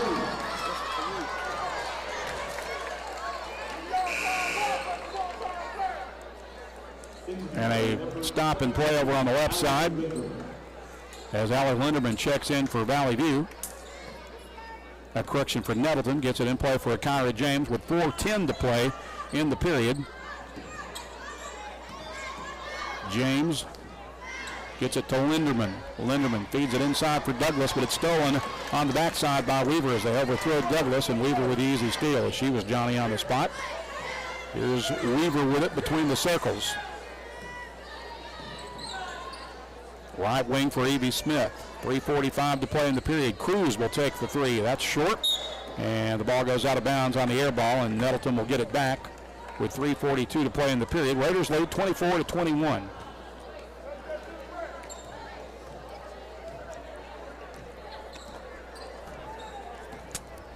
Kyra James crosses with it for Nettleton. Gets it for Linderman. Back out top to James. She's guarded there by Evie Smith. Now on the left wing for Mackenzie Williams. Out for Linderman. Linderman gets it in the corner. Open 3 ball on the way and good for Nettleton. That's Kyla Williams. That's her second 3 in this quarter. Both of them been very big. Raiders up by 6. She's got 6. All of them have come in this period. Raider lead is 6. It's 27-21. 3:08 to play in the period. Evie Smith works the baseline for Valley View. Runs into a double team. Gets it out for Wilbanks. Now to Cruz. Cruz thought about the 3, goes right wing instead to Welch. Welch feeds it inside to Weaver on the block. She has it knocked away and out of bounds by James. It'll stay with Valley View with 10 seconds on the shot clock, 2:54 on the third quarter clock. So Evie Smith will inbound from her right side of the baseline. Finds Weaver at the high post. Weaver dribbles down to the baseline, tries the reverse layup. That won't go. Cruz has the offensive board. She gets it for Wilbanks. Wilbanks puts it off the glass too strong, and Nettleton comes down with a rebound this time as Williams comes away with it. She'll clear it out for Kyra James with 2:37 to play in the period. Here's Linderman with it. Left wing out top for James. Feed it inside for Williams. Williams call for a travel. I thought that was the case there as she shuffled her feet a little bit. And the turnover will give it back to Valley View with 2:28 to play in the period. Blazers down 6. It's 27-21. Evie Smith has it at center circle for Valley View. Now to the right of the circle. Guarded by Kyra James. Brings it to Cruz, left of the key. Cruz surveys the floor.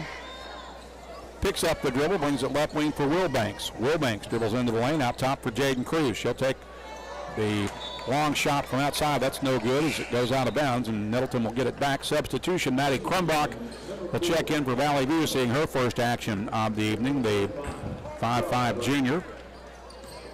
Allison Shelby also set to check back in momentarily for Valley View. Here's James with it for Nettleton. Inside 2 minutes to play in the third. Bounce pass stolen by Jaden Cruz. She'll leave it with Weaver, and Weaver will bring it back ahead the timeline to Krumbach. Krumbach with it on the right wing, out top for Smith. Smith to the top of the key, dribbles down the left side of the lane, missed with the left hand, and Williams rebounds for Nettleton.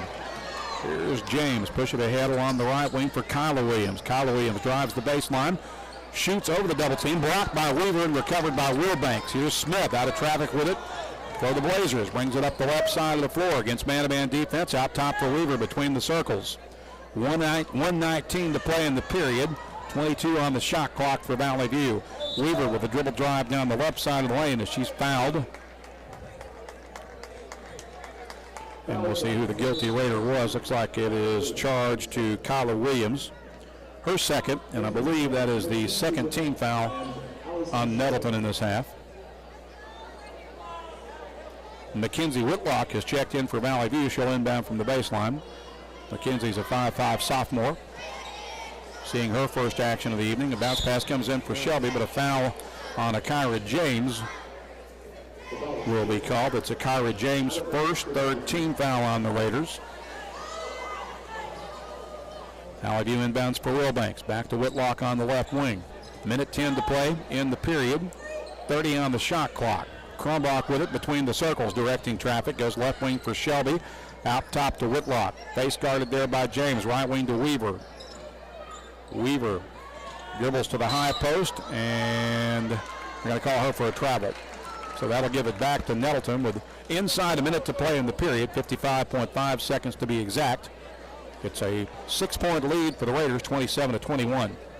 Kyra James will cross midcourt with it for the visitors from across town. Picked up by Whitlock near center circle. Brings the right wing for Linderman. Linderman guarded by Weaver. Now in the corner for Williams, and Williams fumbled out of bounds. It'll belong to Valley View with 40 seconds left on the clock in the third period. Mackenzie Whitlock gets it from Morgan Weaver. Weaver will cross midcourt with it for Valley View. Comes to the top of the key and now shuffles to the right wing off the screen with 28 seconds left in the period. Feeds it inside to Shelby. She'll kick it left wing for Whitlock. Whitlock dribbles out top. Hands it off for Weaver. Weaver curls into the lane, dishes underneath, and Allison Shelby not ready for the pass. The Blazers bowling an unfortunate opportunity right there. You mentioned communication at the beginning of the game. Yeah. That's a very key part to this sport of basketball. Here's Nettleton with it. They get it inside. Shot in the paint is no good, but a foul against Valley View will put Nettleton at the free throw line. Kiera Brown at the line. You can't say enough about Kiera. She came in to spell Donna Douglas, who got in early foul trouble. Gave some good minutes as she sinks her first free throw, giving Nettleton a 28-21 lead. She also scored 4 points for Nettleton in the first half. So Kiera Brown has done a great job for her school tonight. Meanwhile, Ayla Bigham checks in for Valley View, the 5'6 sophomore, relieving Morgan Weaver with 10 seconds left in the period as the second free throw by Brown is short. Wilbanks rebounds for the Blazers. Clears it out for Bigham. Bigham across midcourt with 5 seconds left. Guarded closely. Spins away from one defender. Gets it for Wilbanks. Wilbanks shoots off balance at the horn and misses off the back iron. Got a good look, but the shot wouldn't fall. And at the end of three, Nettleton has pushed its lead out to 7. It's 28-21. We're back with a fourth period in 1 minute on the EAB Sports Network. 1 minute on the EAB Sports Network. Get huge savings now at every Cavanaugh dealership. Cavanaugh has a great selection of late model, low mileage, certified pre-owned cars, trucks, and SUVs. And most are still under factory warranty. We have every model, so you're sure to find the vehicle you want. And when you buy it, Kavanaugh, every new purchase comes I'm telling you, man, he's a hiccup, isn't he? Second straight game. What is this? That's a call. Called the call. Like Clyde Barnes got an egg on it. Yep. For more than 40 Those are years, good. one of the best teams anywhere has been the one at Jonesboro Orthopedics and Sports Medicine. They're experts at getting you. I don't know what it back says in the about game. me that if you have an I'm freeloading off that one mark. with elbow, knee, or ankle pain, or maybe you got a nagging injury keeping you away from the activities you love most. Go see the doctors at 20. Visit their Facebook page and at Jonesboro Orthopedics. Yeah, I can. Jonesboro Orthopedics and Sports Medicine, excelling in our field so you can excel on yours. Take wherever you want to sit in my class. We welcome you back to Blazer Gym, set to begin the fourth period here in game one of our 5A East doubleheader, the girls contest. About to head into the fourth period with Nettleton leading Valley View 28-21. After 3 quarters of play, Valley View will begin the fourth period with Allison Shelby, Maddie Krumbach, Morgan Weaver, Mackenzie Whitlock, and Ayla Bigham. So Weaver is the only starter on the floor for Valley View right now. Nettleton will begin the final frame with their twin towers of Douglas and Mackenzie Williams, also Kyla Williams, Akira James, and Jessica Cutlins on the floor for the Raiders. Here's Bigham with it, right wing for Whitlock for the View.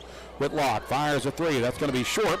Rebound to Allison Shelby, and she'll travel with the basketball, trying to look for the open teammate. She drug that pivot foot when she spun, and the official right there on top of it. Well, unfortunately for her, she traveled, but shout out to her because that was a good offensive rebound, something that Valley View has done extremely well tonight.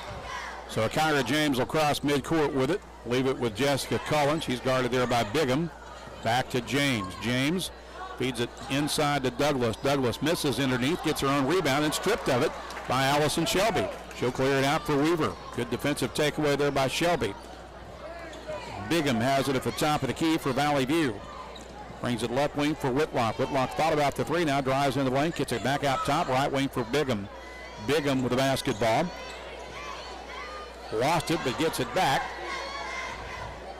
Now they feed it underneath for Weaver. Weaver fumbles it out of bounds, has to throw it back in play, and it's stolen by Douglas for Nettleton. She'll push it ahead for James. James with a crossover dribble, brings it left wing for Cullens. Cullens gets it back. She'll fire the 3 from the corner pocket. That rims out, and Allison Shelby with another rebound for Valley View.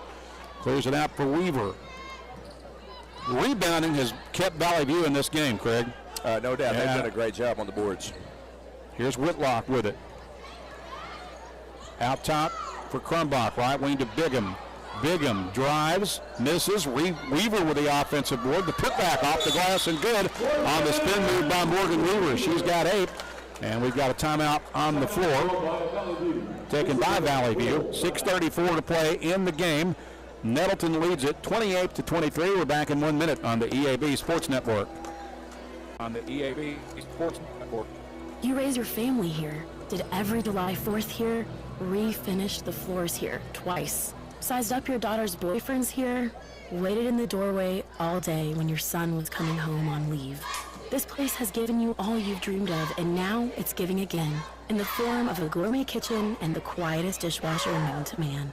Realize your dream with a home equity line of credit from Simmons Bank. Dreams realized. SimmonsBank.com. Member FDIC. I go to the movie theater. He'd sit in front of me. Mix and match special now at all Jonesboro area Domino's. He's new. This is first year for him, yeah. That's pretty cool. For carryout or $6.99 each for delivery. How about a medium 2-topping pizza, oven baked sandwich, pasta at 10, Domino's stuffed cheesy bread, salad, bread twists, marble brownies, and so much more. Switch it up for lunch or dinner for the whole game. The mix and match special with any 2 for only $5.99 each for carryout or $6.99 each for delivery. Only at your Jonesboro area Domino's Pizza locations.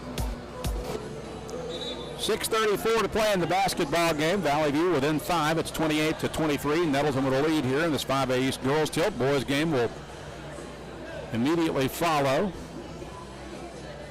Valley View will put Jaden Cruz back on the floor. This is the first time we've seen her on the floor since leaving with that injury, I guess, early in the second half.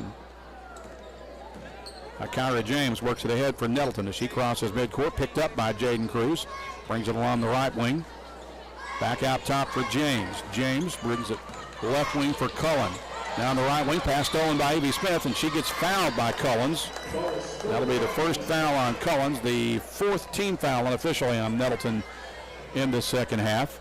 And Valley View will get it back at midcourt with Morgan Weaver set to inbound just below us from our broadcast position here high atop Blazer Gym.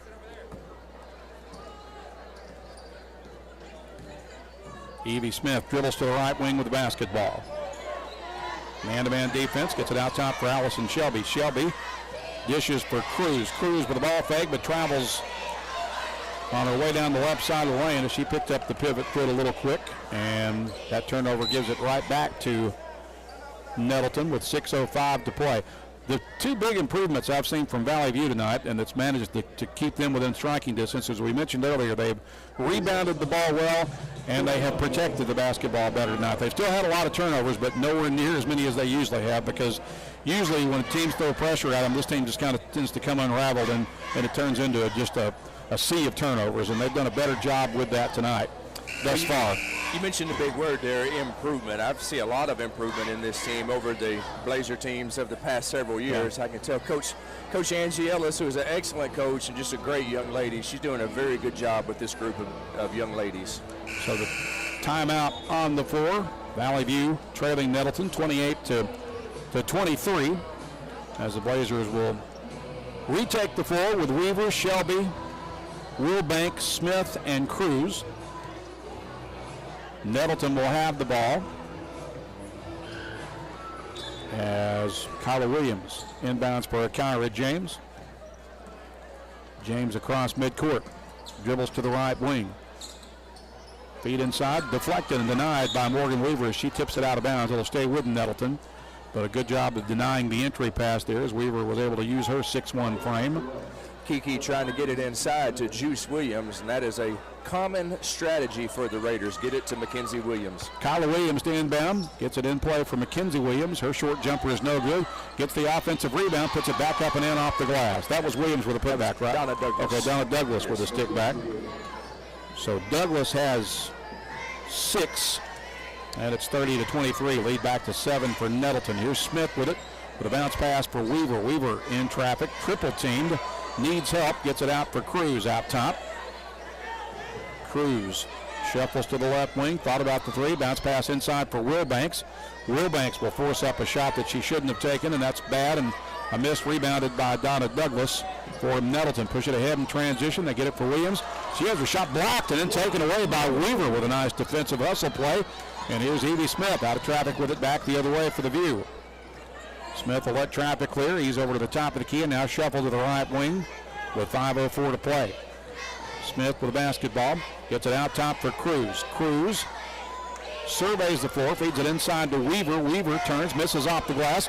Wilbanks, the offensive putback won't go, and Douglas comes down with this one as Wilbanks takes a tumble. Nettleton across the floor with it. And now they'll get it out for James to set up the offense. Back on the right wing to Kiera Brown. On the left wing, pass out for Mackenzie Williams. She'll shoot from inside the free throw line and score.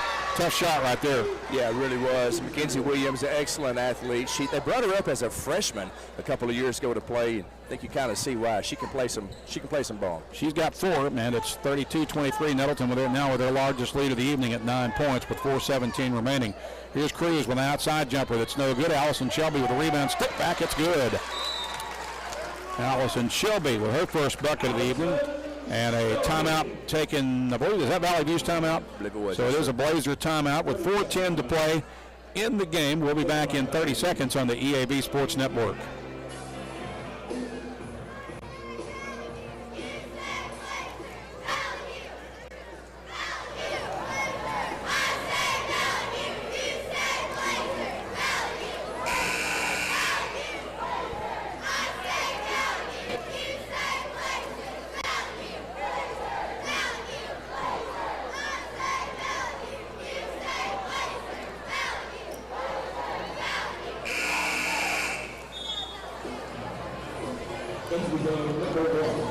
We are back at Blazer Gym. Randy Myers and Craig Miller under the headsets. 4 minutes, 10 seconds remaining in the basketball game. Nettleton leading at 32-25.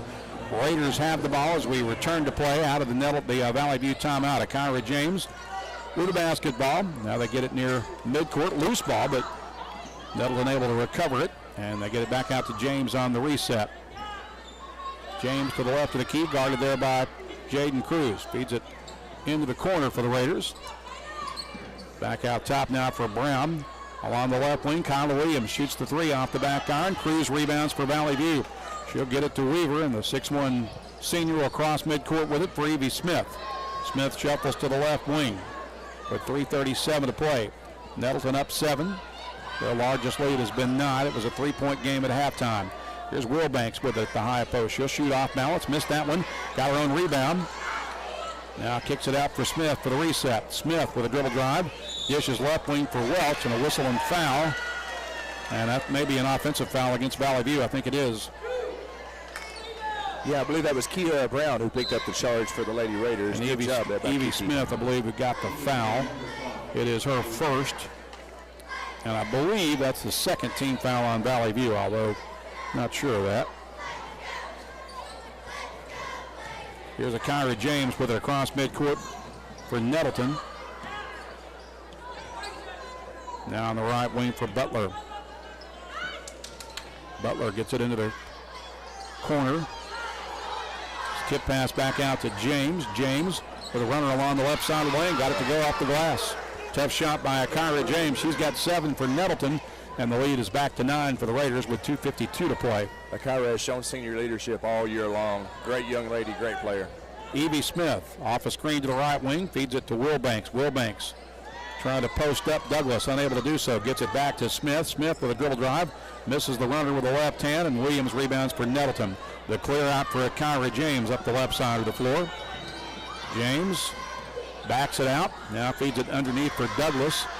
Douglas lost it under the basket. It'll go out of bounds and back to Valley View with 2:26 to play.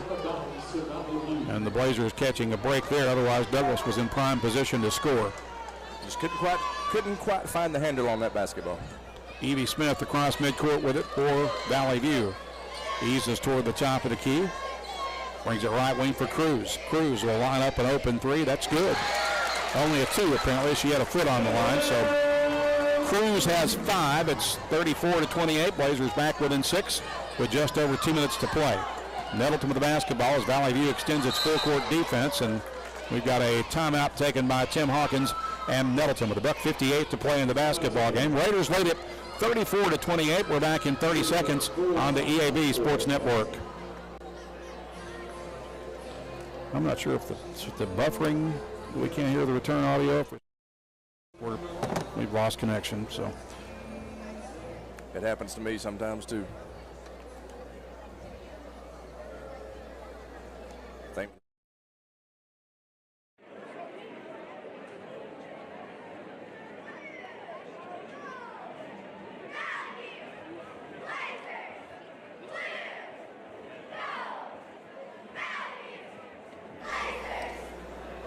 Dadgum internet.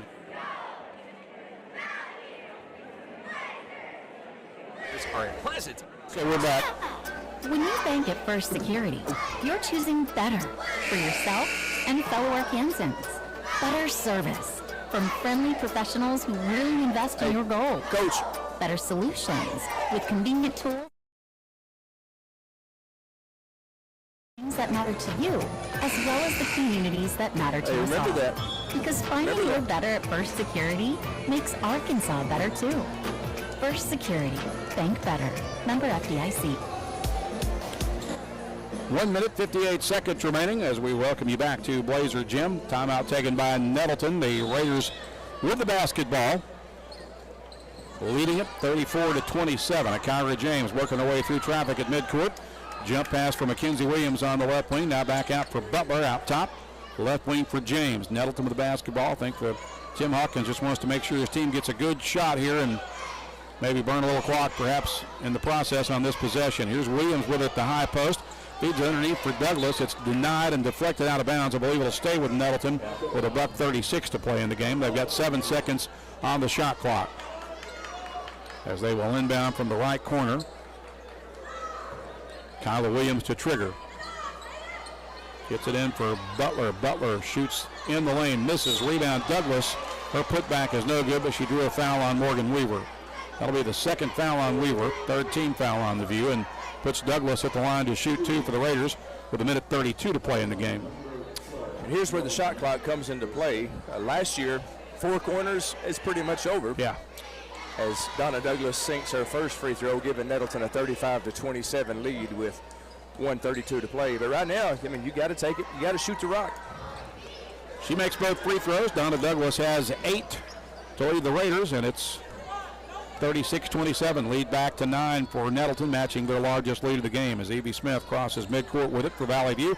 Left wing for Jaden Cruz. Cruz against man-to-man defense from Mackenzie Williams.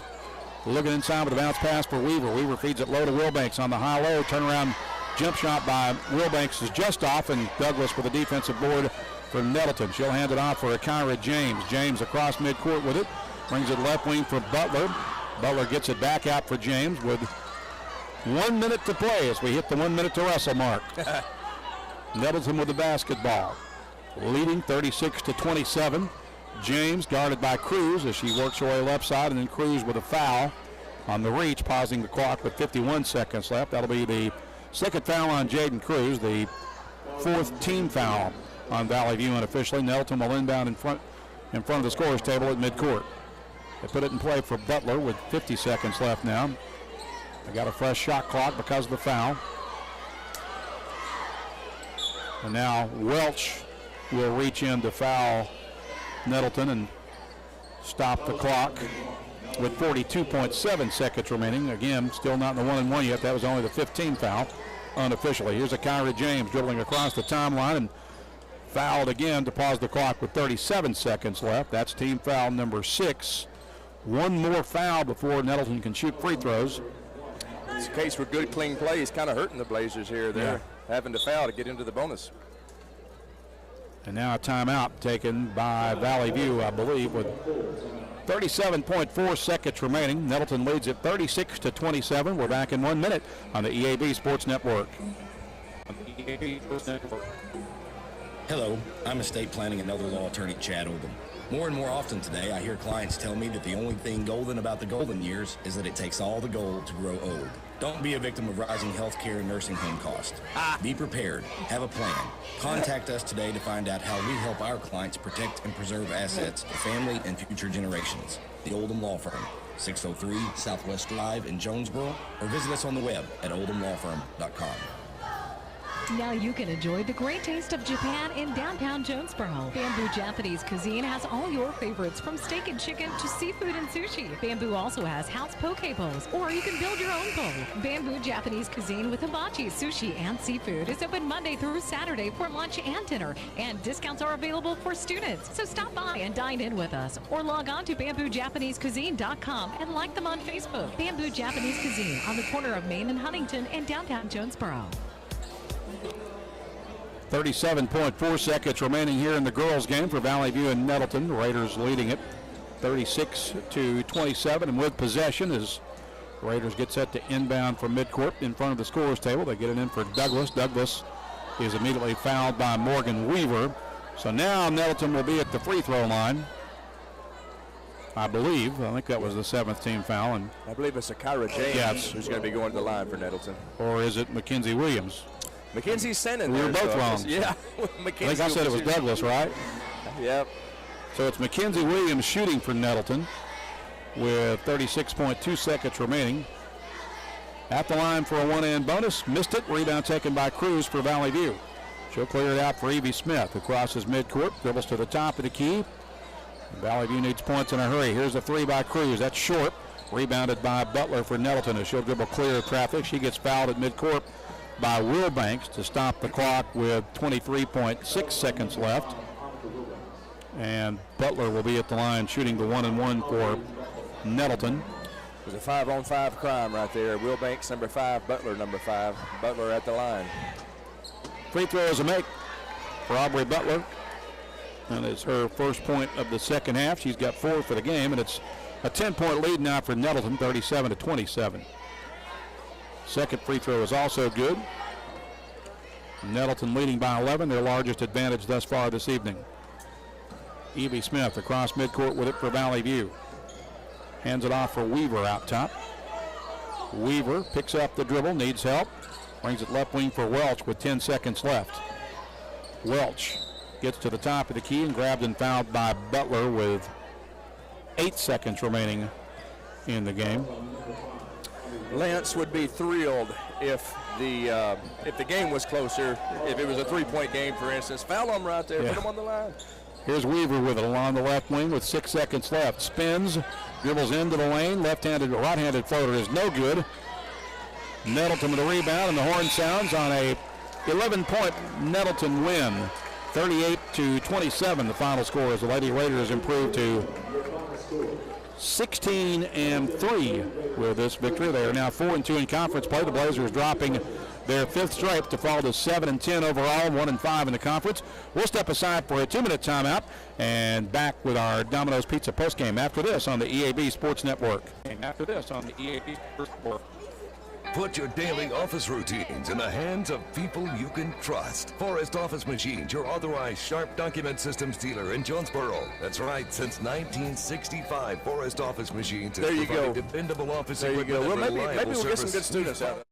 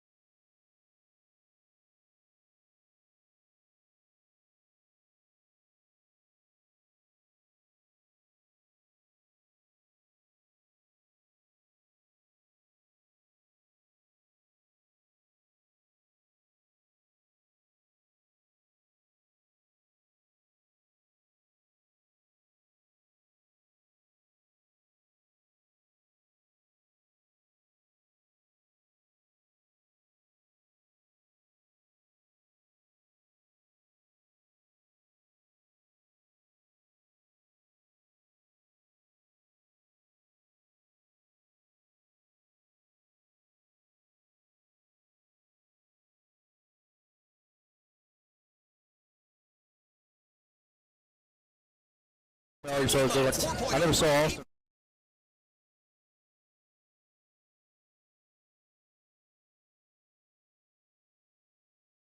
Penalty for early withdrawal. Member FDIC equal housing lender. Get huge savings now at every Kavanaugh dealership.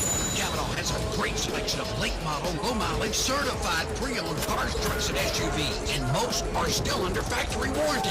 So who's the every model so you're sure to find the Matt Ragsdale. He's been over a long time. He's played basketball at Harding. He's been over a couple of years. 1 year, free maintenance. He'll be just fine. He does a good job. Check. Come see us today at one of our dealerships or go to CavanaughCars.com. For more than 40 years, one of the best teams anywhere has been the one at Jonesboro Orthopedics and Sports Medicine. They're experts at getting you back in the game. If you have an athlete in your life dealing with elbow, knee, or ankle pain, or maybe you got a nagging injury keeping you away from the activities you love most, go see the doctors at JOSM. Call 932-820. Visit their Facebook page and at JonesboroOrtho.com. Jonesboro Orthopedics and Sports Medicine, excelling in our field so you can excel on yours. You raised your family here. Did every July 4th here. Refinished the floors here twice. Sized up your daughter's boyfriends here. Waited in the doorway all day when your son was coming home on leave. This place has given you all you dreamed of, and now it's giving again in the form of a gourmet kitchen and the quietest dish. Realize your dream with a home equity line of credit from Simmons Bank. Dreams realized. SimmonsBank.com. Member FDIC, equal housing lender, subject to credit approval. We welcome you back to Blazer Gym. Randy Myers along with Jason Manchester under the headsets. Here are your starting lineups for tonight's game for Valley View. The Blazers expected to start Carson Turley at the point guard spot, the 5'10 junior averaging 8.2 points per game. The other guards are Gavin Ellis, a 5'10 sophomore averaging 8.6 points per game, and Oliver Barr, the 6'4 sophomore averaging 11 points per game, leading Valley View in scoring. Down low, the Blazers will go with Carson Litters in one forward spot. 6'3 senior averages 4.4 points per game. He'll be joined by 6'5 senior forward Jackson Harmon, who's averaging 5.6 points per game. Nettleton expected to counter with a lineup that includes 6'4 senior forward Taylor Smith, 6' senior guard DeRoderick Moten, 5'10 junior guard Jamari Thomas, 6'3 senior post Jordan Pegram, and 6'7 junior post Deshaun Jackson. So Nettleton with a lot of height on the court, and you look at a guy like Jordan Pegram, and that kid is so impressive. He's 6'2 or 6'3 and about 260 and incredibly mobile and agile for his size. Yeah, Jordan's been playing for a long, long time over there for him. He's a matchup nightmare for us tonight. He's a matchup nightmare for a lot of teams, so it'll be a big key about how we want to guard him. Of course, Lane Campbell in his first year as the head coach at Valley View, and as we mentioned earlier, Coach Bubba Deaton unable to be with his team tonight at Nettleton due to illness, so we certainly wish him the best in a full recovery. He's been replaced tonight on the Raider bench by assistant coach Matt Ragsdale. As we mentioned, Valley View coming off the 65-48 road win at Searcy on Friday. Nettleton also winning their homecoming game last Friday in their last outing, handling Batesville with relative ease, and a 70-42 victory as the Raiders picked up their 15th victory of the season. Elsewhere in the Tech is at West Memphis. Paragould is on the road to Marion, and Searcy is at Batesville tonight. Looking at the league standings, Marion currently in sole possession of first place in the league with a 5-0 conference mark. Nettleton has sole possession of second place in the league standings. Searcy and Valley View tied for the third place spot in the all-important league standings, both with 3 and 2 marks. Paragould and West Memphis are tied for the 5 spot with 2 and 3 conference mark. Greene County Tech is in the 7th spot with a surprising 1 and 4 mark, and Batesville in the cellar at 0 and 5. So as we're about to hit that turn, the Blazers are in a pretty good position to be in going into this game tonight, Coach. Yeah, great position, big week for them. Facing Nettleton here at home, and then at Marion there on Friday night. So facing Nettleton here at home, and then at Marion there on Friday night. So the top 2 teams coming in here tonight, this week for Valley View to play. So anxious to see how we respond here at home. 6'7 Deshaun Jackson set to jump center against 6'5 Jackson Harmon for Valley View. Blazers in their white home uniforms. Nettleton in the road Vegas gold uniforms with black numbers and trims. Nettleton wins the opening tip. Coming up with the basketball is Roderick Moten. And crossing midcourt with it is Jamari Thomas. They'll get along the right wing for Moten. Now on the left wing, Taylor Smith lines up a deep three. That's off the mark. They get the offensive rebound. It's fumbled, but they get it back. Drive into the lane, pass deflected and retrieved by Gavin Ellis for Valley View. Had it poked away from behind as Nettleton was able to break up the fast break opportunity. Good defensive hustle and recovery there for the Raiders, and Ellis will inbound from the right wing. Gets it out top for Turley. Man-to-man defense for Nettleton. Turley feeds it left wing for Harmon. Now over to Oliver Barr. Barr with it out top for Carson Winters. Winters with a dribble drive into the lane. Lost the handle on it. It's going to go out of bounds. I believe Pregame touched that last, and he did, so it'll stay with Valley View. Blazers maintain possession with 21 on the shot clock.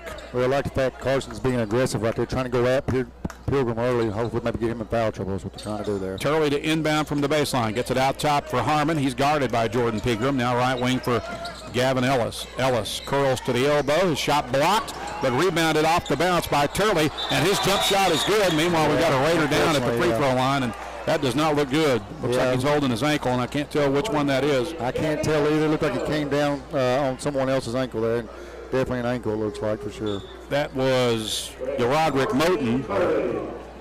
So they'll send him to the bench and replace him with Darius Thompson, the 5'9 junior.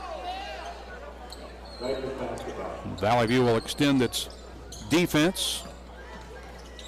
Full court. Nettleton gets it to midcourt, across midcourt to Pregame. Pregame able to get inside, missed the layup. They get the offensive rebound. The putback is no good, and Harmon clears the glass for Valley View, and then he gets fouled on the aggressive reach there, I believe, by Jamari Thomas. We'll double check that. They're going to be physical around the rim there, but a good job by the Blazers to come up with a kind of a loose ball rebound there. What we call a 50-50 ball, we came up with it. Foul was on Thompson. It's the first foul of the basketball game as Turley crosses midcourt for Valley View. Gets to the top of the key and kicks it out for Ellis. Now to Winters at the elbow. He'll hand it off to Harmon, who curls to the other elbow and has it taken away, and now a foul against Valley View. Yeah, Jackson probably took one too many dribbles there against these athletic guys like that. About 2 dribbles about all you can get towards the rim. He kind of took 1 dribble too much, and those Nettleton quick hands got in there and deflected that. Harmon guilty of the foul. It's his first foul on the Blazers as Nettleton gets it back. Valley View up 2-0. Nettleton with the basketball as Jamari Thomas gets it across midcourt, has it back at center circle now off the bounce pass. Right of the key, gets it for Taylor Smith. Smith drives, dishes underneath, ball deflected out of bounds. It'll belong to Valley View with 6:30 to play in the first period. Gavin Ellis will inbound against full court pressure for Nettleton. Bounce pass comes in for Turley. Turley will cross midcourt, dribbles to the right wing and leaves it with Oliver Barr. Barr drive into the lane, fade away, partially blocked, rebounded by Nettleton, then a foul, I believe, on Winters. We'll double check that. Yeah, I think it's probably going to be going for that loose ball. That's what Carson does. Goes after great defense there by the Nettleton Raiders on Oliver. So that's the first on Winters, second team foul on the View, and Nettleton with it at midcourt as Thompson brings it across, has it knocked away, gets it back. Now Pegrame's got it on the right wing. Back out top for Jamari Thomas. Thomas gives it for Pregame. Pregame feeds it down low to Smith. Now back out on the wing. Thompson launches a 3 that rims out no good, and Gavin Ellis grabs the rebound off the floor for Valley View. He'll cross midcourt with it. Brings it left wing for Harmon. Spot up 3 ball. Ring it up for Jackson Harmon. Yeah, that's obviously good to see for the Blazers. Great pass by Gavin Ellis. Here's Nettleton in a hurry back the other way as they get it inside to their big man, Deshaun Jackson, in the 6'7" post with a layup inside to get the Raiders on the board. It's 5-2 as Carson Turley gets it across midcourt for Harmon. Left wing to Oliver Barr. Barr dribbles it out top, leaves it with Winters. Right wing for Gavin Ellis. Out top to Harmon off the screen. Left wing for Turley. Man-to-man defense for the Raiders. Turley dribbles to the elbow. Jump pass for Winters with 14 on the shot clock. Now to Harmon. Back to Barr, who works the baseline, gets around the defender, missed it, and the rebound pulled down by Jackson. And Barr felt the big man's presence right there. Rushed the shot. Already shot, no doubt. Here's Nettleton. See Oliver attacking the rim. Back the other way. Taylor Smith with the basketball. Feeds it right wing for Thompson. Now underneath for Jackson. Jackson turns, misses off the glass, and the rebound taken off the floor by Jackson Harmon. He'll clear it out for Oliver Barr. Barr gets it for Turley, and Turley will bring it ahead for the home team.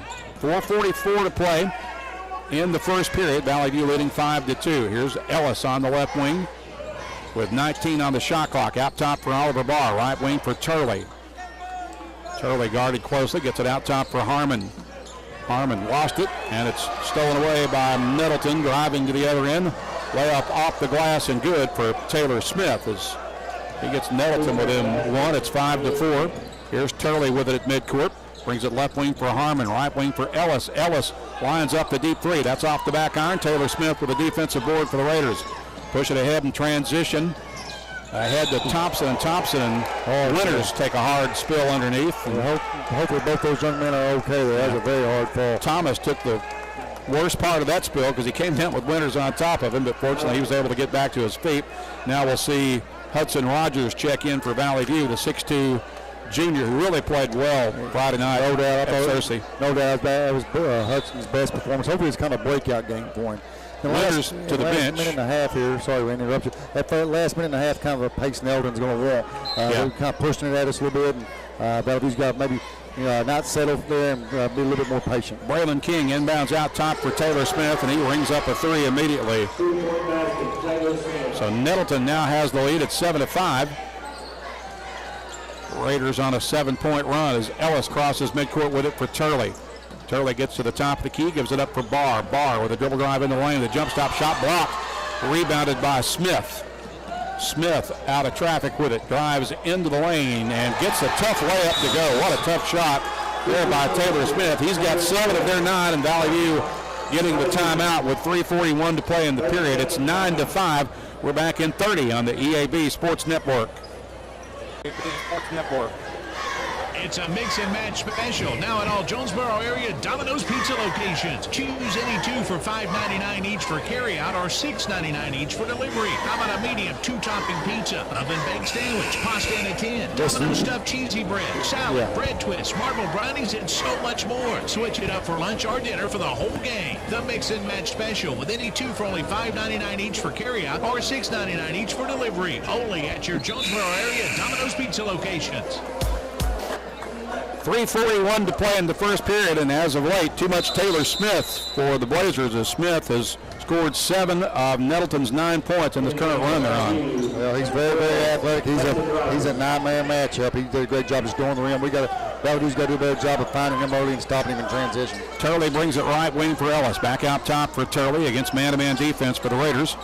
Looks like they might have switched to a 1-3-1 here. Looks like that timeout. Yeah. Which they're actually doing a good job switching during the break there. Here's a deflection and another steal as Braylon King comes away with it for the Raiders. He'll drive into the front court. Pass knocked away and stolen by Ellis as he gets it back for Valley View in transition to Turley. Turley pulls up in the lane, misses off the back iron. Rebound battled for under the basket, and it's a fight under there. Winters comes away with it. They'll go out of bounds, and I believe stay with the Blazers. And that's what Carson Winters is on the floor to do, is that kind of stuff right there, the dirty work. And he's willing to do it, so great job by Carson giving Valley View the ball back. DeRoderick Moten back into the game for Nettleton. And to the bench goes 6'7" Deshaun Jackson. Turley inbounds for Valley View. Gets it in play for Ellis. Out top to Barr. Barr feeds it for Rogers. Rogers directing traffic. Now gives it to Turley on the right wing. Underneath, intended to Winters, deflected. Turley gets it back. Dishes for Winters. Winters shot blocked. Barr ends up with it. He has it knocked away. Gets it back. Gets it to Ellis. And Ellis will bring it back out with 25 on the shot clock. And now a blocking foul called on Braylon King, I believe. Nettleton amping up the pressure. You can tell it's mid-January, it's conference play. The referee's going to kind of let them play. That's what you got to be able to do this time of year. So that was the second team foul on Nettleton. Ellis to inbound just below us for Valley View. Throws it into the backcourt for Barr. Barr had to hustle, beat Taylor Smith to the basketball there. Barr across midcourt with a bounce pass for Rogers. They'll leave it with Turley. Yeah, Nettleton's definitely amped up the pressure here, and that's kind of what they want to do. Here's Turley with it. Feeds it inside for Winters. Winters shot blocked. Rebounded by Rogers. His shot blocked. And Pregame comes away with it for Nettleton. Now there's a scramble for it. And Nettleton called for a travel as Pregame questioning the call. Valley View will get it back with 2:20 to play in the period. Trailing 9-5. Crazy sequence right there. Great job of Valley View to pull some loose balls. But a great job in recovery effort here by Nettleton to block a couple of shots. So kind of a crazy sequence there. And then Valley View's supposed to get the ball back. Laird Cullen has checked in for Valley View. The 6'2" sophomore will inbound in front of the Raider bench. with 2:20 to play in the period. Throws it into the backcourt for Carson Turley. Fresh shot clock for the Blazers. He's been stuck on 5 now for a while. See if they can get a bucket here. Turley with it. Gets to the top of the key and leaves it with Rogers. Rogers hands it off to Barr. Barr guarded by Smith. Now to Winters. Winters leaves it with Turley. 17 on the shot clock. Turley, turnaround jumper off the back iron. No. Rebound Rogers. That won't go. And Taylor Smith comes away with it for Nettleton. In transition. Got to stop him. Spins into the lane. Goes left wing. Open three from the corner pocket. Rims out. And Winters with a big defensive board for Valley View. Yeah, Smith is he's hard to handle. He does a great job out there just lowering his head and get the rim and made an excellent pass to his teammate out there in the wing. Just didn't go down for the Raiders, but great rebound by Valley View there. Turley walks it across the timeline, gets to the top of the key, fires a three from there. That's no good. And Cullen ends up with it. His layup is blocked, and that's about 5 blocked shots for Nettleton so far in this first period. No doubt, Randy. They're affecting every shot right now. We've had a lot of good looks around the rim, haven't been able to finish. And now their next shot blocker, he's coming back into the game now. Jackson is back into the game. Also, T.J. Brown, the freshman. Yeah, T.J. Brown, I've watched him kind of grow up. He plays AAU with my son, and I've watched T.J. for a long time. They moved him up at Christmas time. Yeah. He's got a bright future. He's a real good player. So the Raiders with a basketball. They're on a 9-0 run. They lead at 9-5 with 1:13 to play. They get it inside for Jackson. Now on the right wing, back out top for Moten. Moten at the elbow, gets it back onto the right wing. 3-ball up and good by Brown as he immediately makes his presence. That's what I said. He's a great-looking freshman. I've had the opportunities to watch him a lot over the summer of AAU, and he's going to be an excellent player. Less than a minute to play in the first period. Valley View in much need of a bucket. The Blazers down 12-5. Nettleton on a 12-point run. Here's Turley with it. Off the screen from Rogers. Gets to the elbow. Picks up the dribble out top for Cullen. Cullen gets it back to Turley. Underneath, intended for Winters, but stolen away. Now there's a scramble for the loose ball. Winters comes away with it. We've got a whistle and a foul. Which way is that one going to go? I think they're probably going to get Carson on it. Yep. Loose ball foul. Tough call for Carson. Love the effort. That is his second foul and the third team foul on the View. They'll take a seat. Jay Mormon, the 6'4 senior, in to replace him. Bo Smith will also come in for Valley View, the 6' senior and former Nettleton Raider. Yeah, probably a big opportunity for Bo. He's been fired up. Nettleton's doing a great job disrupting our offense, disrupting our guards, making everything a little bit difficult for us, driving us out. We're trying to make passes from about the 22-foot area, and it's all because of Nettleton's pressure in their defense right now. Moten across midcourt with it for the Raiders with 25 seconds left. The shot clock is off here late in the first period. They're going to probably hold the ball and take the last shot unless the back door opens up first. Moten with it at center circle with 13 left on the first quarter clock. Now they get it right wing. Brown drives, shoots, misses. They get the offensive rebound. That's blocked, but a foul apparently called against Valley View under the basket with 5.2 seconds left in the period. Yeah, forced them into a tough shot. We need to try to come up with that rebound, but great job there by Nettleton to crash the boards and get 2 free throws off of it. Smith with the foul at the line for Nettleton. Making the first free throw is DeRoderick Moten for his first point of the night. Second free throw pending with 5 seconds remaining in the opening frame. Got them both. And it's 14-5. The run continues for Nettleton. Here's Cullen with it. Cullen across midcourt. Gets it for Turley. He'll fire the long three at the horn, and he just missed banking it in off the glass. And at the end of one, Nettleton closes out the first period with a 14-0 run. They lead at 14-5. We're back in 1 minute on the EAB Sports Network. Farmers and Merchants Bank announces the lobby of our new branch in Jonesboro is now open. The drive-thru is an MVP center with live video tellers 7 to 7 weekdays and 9 till noon on Saturdays. So in addition to our beautiful bank on Highland, you can also visit our new branch at the corner of Southwest Drive and Parker. More MVPs, more ATMs, more me banking at Farmers and Merchants Bank, member FDIC. Trucks, clothes, and fashion have changed drastically over the 68 years the family has been in business. But one thing that hasn't changed is the insane commitment to serving our customers. Throughout our history, our customers and employees have become a family. Our history of quality sales, service, and strong personal relationships with customers coming back for Ford dealers.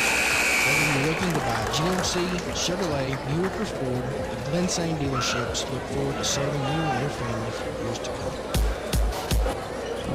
We welcome you back to Blazer Gym. 1 quarter in the books, and Nettleton with all the momentum right now as we begin the second period. The Raiders were able to close out that first half with a 14-point run. They lead at 14-5, and certainly a big momentum switch about midway through that first period, Coach. Yeah, we need to come up with some buckets here. Obviously, struggling to score a little bit, but Allen's got a lot to do. It looks like they're kind of running a flex offense here, looking for that little baseline screen. Maybe we can get something off of it. Blazers with the ball to start the second period. Here's Barr with it, goes right wing for Turley. Turley being guarded closely by Jamari Thomas. Gives it left wing for Rogers. 13 on the shot clock, out top for Ellis. Ellis with 8 on the shot clock. Gets to the elbow, dishes inside. Loose ball. Mormon ends up with it, and the shot clock expires on Valley View. Yeah, anytime late in a shot clock like that, it gets down to about 5 or 6 seconds, there's a loose ball, it's going to make it very difficult to get a shot off. Once again, that Nettleton pressure.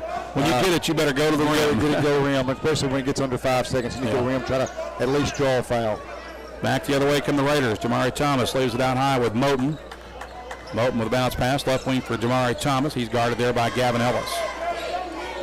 Yeah, Coach Campbell staying in that 2-3 zone. That's where we've been all night. Nettleton's kind of found some gaps in it, but they've also knocked down some timely threes as well. Moten gets it out for Brown. Now on the right wing, Taylor Smith fires a 3 that won't go. Nettleton gets the offensive board and the reset. They feed it into the lane. Runner by Smith won't go. And they get another offensive board. Yeah, they're doing a great job of offensive rebounding. Obviously, that's why we're 15-5. When good teams do a great job rebounding, they're obviously doing that right now. They get it on the right wing for Moten. Back out top. Back to Moten. Moten passes up the 3. Now dishes inside for Jackson. His turnaround jumper in the lane is good. Yeah, Valley View, if you're going to give up 3 or 4 offensive rebounds, it could be a long night. You're going to do a better job of crashing the boards right there and come up with those loose balls. So the Raider lead now hits double digits at 16-5 as Carson Turley crosses midcourt with it for the Blazers. Guarded closely in man defense by Thomas. Leaves it out high with Barr. Barr, right wing, Ellis. Open 3. That won't go. It's short, and Taylor Smith there to take the quick rebound for Nettleton.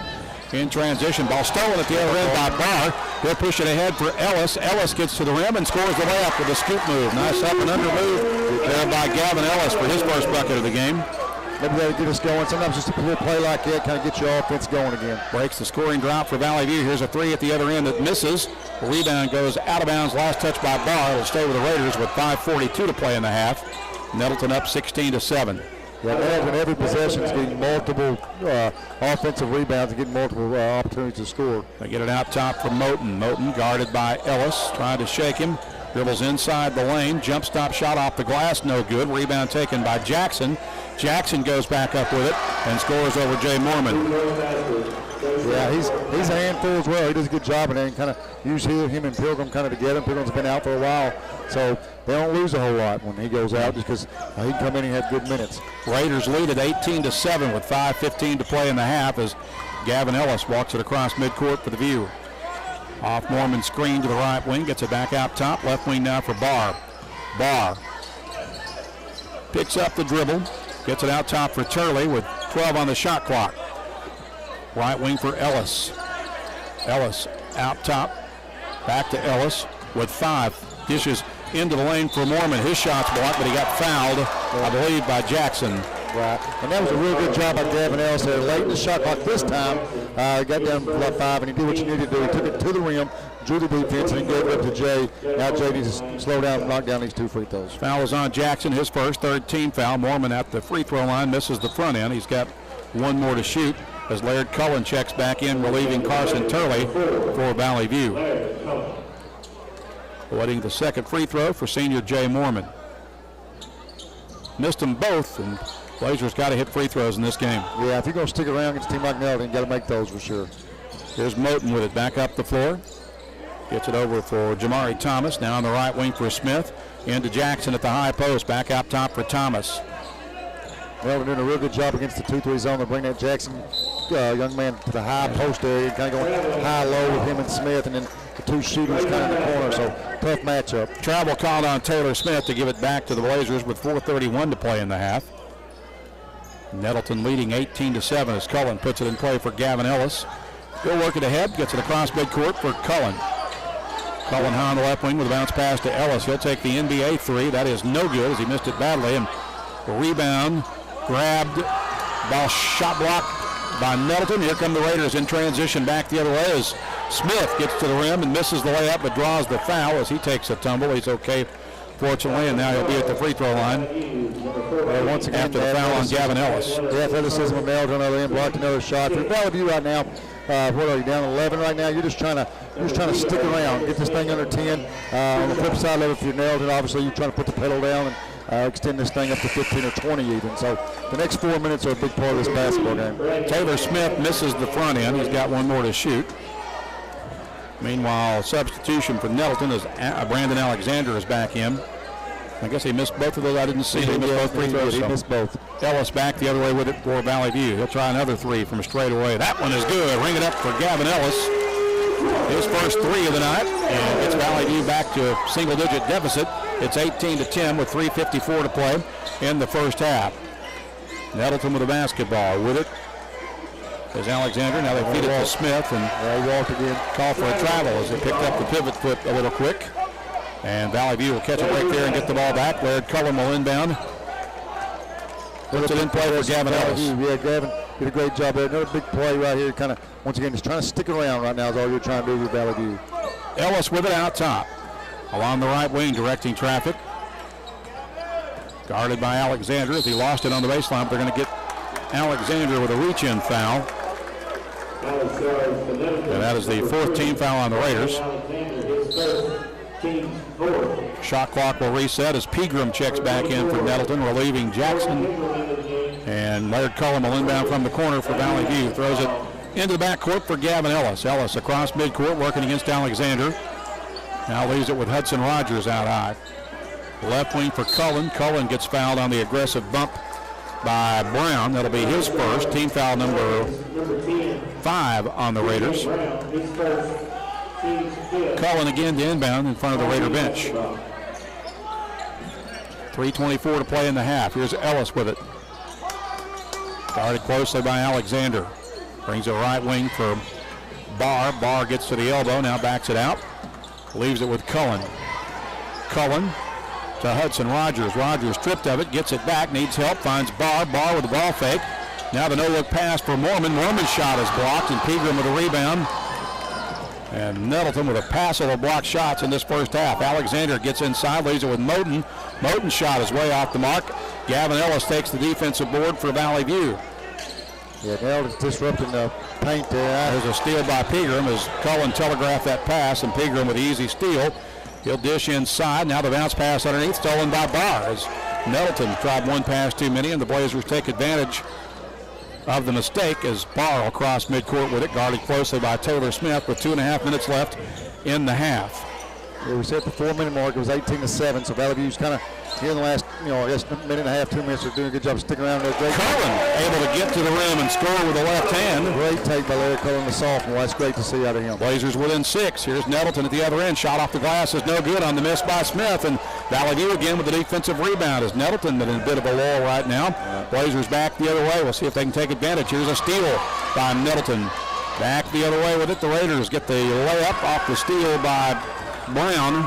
Yeah. He's got 5, and you just can't relax. If you relax and with the basketball, they're going to make you pay for it. So, like I said, we got it under 10. That's why I said the 4-minute mark. Get this thing under 10. So we've done that now with 1:55 left. So let's see how we finish that. We'll be back in 30 seconds on the EAB Sports Network. Oh, crap.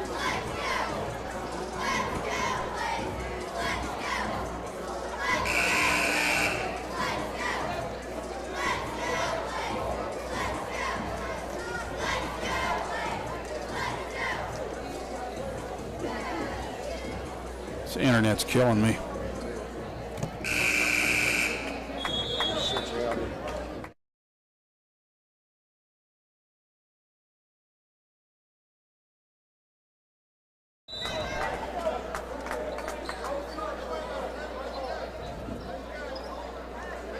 Blazer basketball.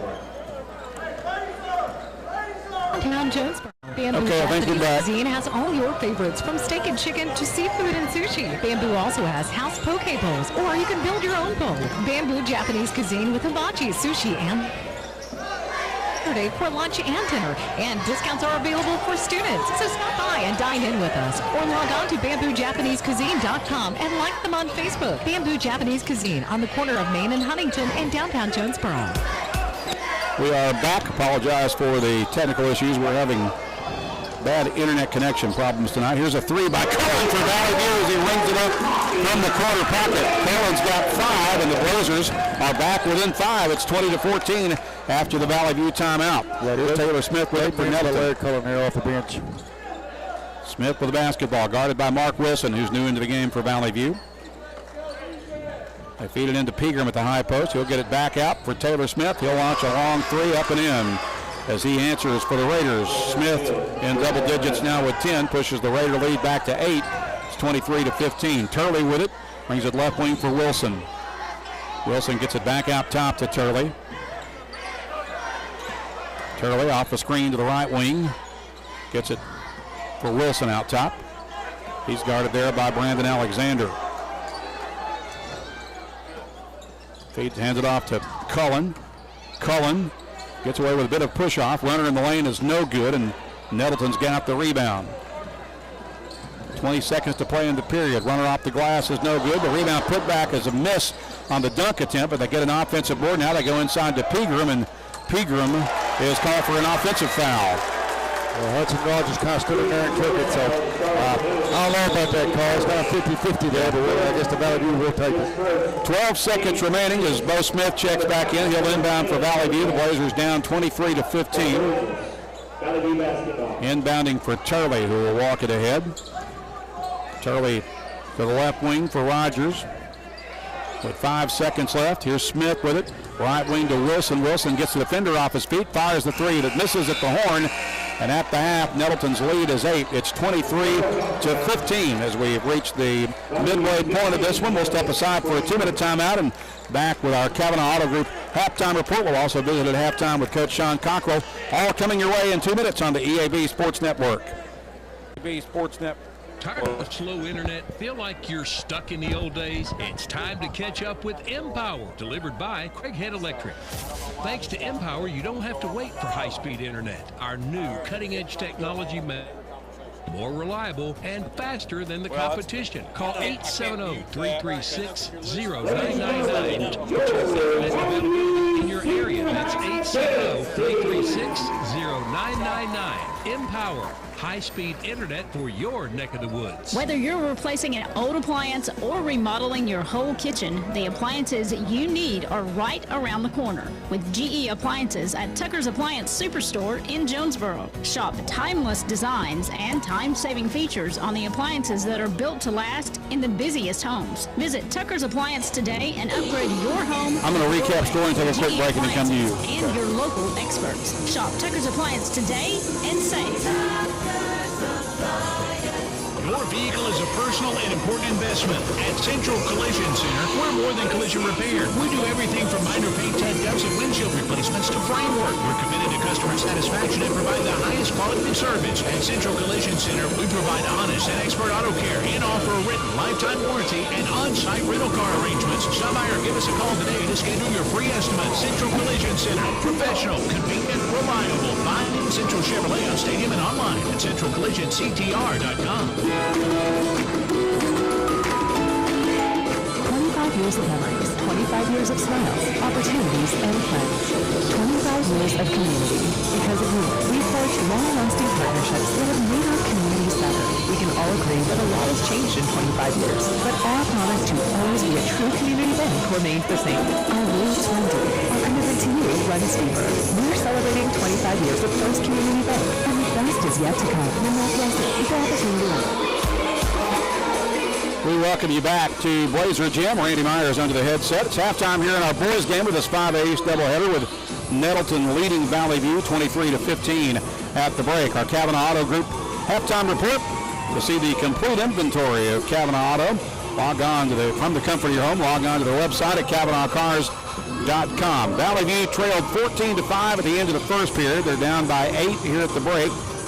23-15 individual scoring numbers from the first half for the Blazers. Valley View led by the 5 points each of Gavin Ellis and Laird Cullen. Carson Turley has 2 points at halftime. Jackson Harmon with 3 at the break. Mark Wilson, Carson Winters, Hudson Rogers, and Oliver Barr and Jay Mormon all played in the first half for the Blazers but didn't scratch. Nettleton led in the first half by the 10 points of 6'4" senior Taylor Smith. They got 5 off the bench from T.J. Brown, 6 from their 6'7" post, Deshaun Jackson, 2 points from DeRoderick Moten. Also for Nettleton, Braylon King, Brandon Alexander, Darius Thompson, Jamari Thomas, and Jordan Pegram all played in the first half but did not score.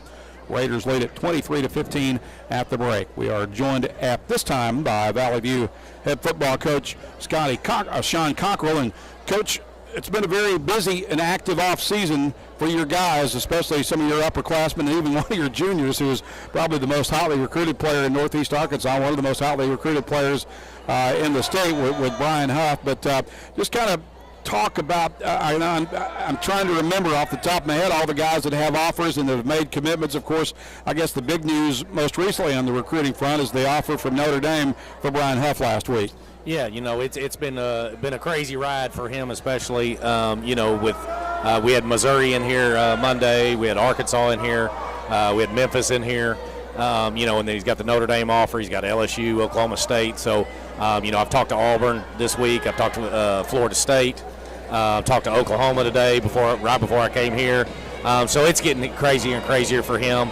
Going to be a tough decision for him in the long run, but super excited for him and what it does for our program and for everybody around. How's he handling the process so far? I think he's handling it great. He's really quiet about what he wants to do. Yeah. And I think the more offers you get, obviously that makes that tougher on him. But he's handling it great. Obviously he's going through a little nagging injury right now with basketball, but he's excited about the opportunity, and I know that there's going to be more offers to come. Well, as we mentioned, he's certainly not the only guy that is being recruited. You've got Jay Mormon, Bo Smith, Daquan Galloway. Yeah, Daquan. LaJavian's got an offer. Right. So the big thing is that these seniors, Jay Mormon's committed to Arkansas Tech, but has an Air Force offer. Just got that recently. Is that a scholarship offer? Yes. And that's pretty impressive. Yes. So that's big for him. I think right now, he said he didn't really expect it, but he's excited. But I think right now he's going to stick to Arkansas Tech. Really? With his commitment. So he's excited about that. Daquan Galloway has a preferred walk-on at UCA, but also talking to some other schools as well.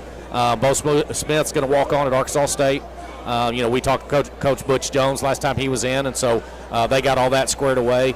And then LaJavian is going to Judson College in Illinois. It's a Christian college in AIA, and they got that offer a couple weeks ago and put that out there. So really excited for all these guys. It's great for our program to see all these guys want to go play football at the next level. Is this the most guys that you've ever had to be recruited in one season like this? I think so. I think so. And I think there's more. It depends on. Mark Wilson's talking to Arkansas Tech about walking on. Yeah. He was late on the scene. So, I think obviously when you have success, but also when you have somebody like Brian and like Jay that get these offers and you get people to start looking at your film, they find these other kids too. And so it helps everybody, not just one person, and we're excited about it. Well, all the hustle and bustle of the recruiting part aside, how's the rest of your offseason gone? It's going really well. Coach Wilbanks is, obviously back and doing a great job in the weight room. And, I think we've got 56 in offseason right now with 83 on the roster. So big time ninth grade group that was, 9-1 moving up. Almost won the conference, got beat by Nettleton there late in the season. So a really good group of ninth graders. And then, we have 17 to 20 in basketball and baseball that we'll get later on. But off-season going great, and we're looking for big things. The biggest question mark, I think, is up front for us, basically on both sides of the ball. So I think skill-wise we're going to be okay, especially with Turley and Caldwell back, TJ, Zaki, those guys, and then Laird and Kenneth Robinson in the back end, and then Huff at linebacker, Jed Bratcher. So I think we got a lot coming back. It's a long way away, but I'm already excited about next season. Yeah, me too. It's going to be a fun one, especially with who we got, with Poplar coming in and Rivercrest coming in and our schedule. So we're going to open at Harding Academy. Harding Academy, so we'll be at Harding University week 0. All right. Coach, thanks so much for the visit. We enjoyed it. Thank you. Thank you so much, Randy. We'll pause for 2 minutes, back to begin the second half after this on the EAB Sports Network. Appreciate it, man. Thank you.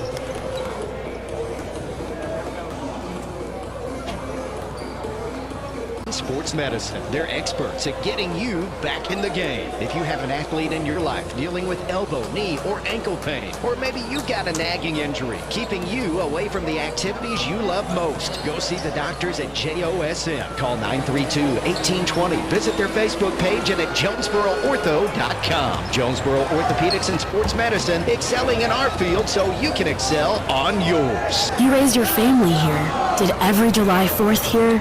Refinished the floors here twice. Sized up your daughter's boyfriends here. Waited in the doorway all day when your son was coming home on leave. This place has given you all you've dreamed of, and now it's giving again in the form of a gourmet kitchen and the quietest dishwasher known to man. Realize your dream with a home equity line of credit from Simmons Bank. Dreams realized. For FDIC equal housing lender subject to credit approval. It's a mix and match special now at all Jonesboro area Domino's Pizza locations. Choose any 2 for $5.99 each for carryout or $6.99 each for delivery. How about a medium 2-topping pizza, oven-baked sandwich, pasta in a tin, Domino's stuffed cheesy bread, salad, bread twists, marble brownies, and so much more. Switch it up for lunch or dinner for the whole gang. The mix and match special with any 2 for only $5.99 each for carryout or $6.99 each for delivery. Only at your Jonesboro area Domino's Pizza locations. Farmers and Merchants Bank announces the lobby of our new branch in Jonesboro is now open. East Center with live video tellers 7 to 7 weekdays and 9 till noon on Saturdays. So in addition to our beautiful bank on Highland, you can also visit our new branch at the corner of Southwest Drive and Park. More MVPs, more ATMs, more banking at Farmers and Merchants Bank, member FDIC.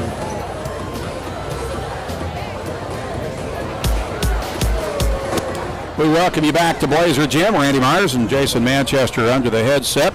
Just about set to get ready to start the second half. And, Coach, I'm not sure how to feel about this game. I mean, Nettleton appeared to be on the cusp at one point of blowing this thing wide open, but you got to like the way that Valley View kept battling and hung around. And, they were able to get the deficit back down to single digits and still got a chance going into the second half. Well, and you got to give Nettleton credit as well, because Valley View got to 5 on 2 occasions there under 4 minutes and had an answer each time. So the first 3 or 4 minutes of this third quarter will be a big indication of what kind of ball game probably will win for. As we wrap up our Kavanaugh Auto Group halftime report, gets set to begin the second half. Nettleton gets the basketball as Jamari Thomas walks it across midcourt. We'll try to isolate the big men inside there. That'll be a good job defending it. A 2-1-2 zone. It looks like they get it inside, and scoring off the glass was DeRoderick Moten. He's got 4, and they Raider lead back to double digits now at 10, 25-15. Valley View with the basketball. Here's Turley with it at center circle. Puts it on the floor. Off the screen to the top of the key. Picks up the dribble, brings it left wing for Barr, who was held scoreless in that first half, but able to get to the rim right there and score quickly in the second half for Valley View. Yeah, need to get Oliver Barr going. When he plays well, Valley View plays well. 25-17 your score. Nettleton with the basketball. They'll bring it left wing for Moten with a bounce pass to Jackson. Back out top. Here's an open 3 from straightaway, and that is a make by Jamari Thomas for his first basket of the game. Great ball movement by Nettleton. They've done a good job. They're always finding making that extra pass and finding an open guy. Here's Hal Harmon with it, left wing for Laird Cullen. Cullen out top for Winters, now on the right wing for Barr. Barr feeds it inside for Cullen. Cullen gets to the rim and missed the layup, but drew the foul either on Jackson or Moten. It's going to be on Moten. His first. Real good set there by Valley View where we switched the ball from one side to the other. Then Laird cut off just a little back screen and was able to free himself. He's been very active here tonight. I don't know if probably about a 6-point or so, probably. Yeah, that's it. The free throw just gave him a 6-point.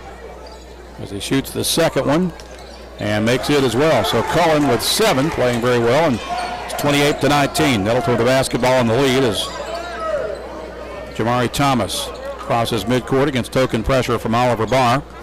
Campbell's kind of switched to his 1-3-1. He likes to play. He's kind of got Oliver Barr up here to try to disrupt passes with his length. So let's see how Nell responds to that. Smith with a three from the corner. That's off the mark, but Jackson able to use his big frame to get the rebound.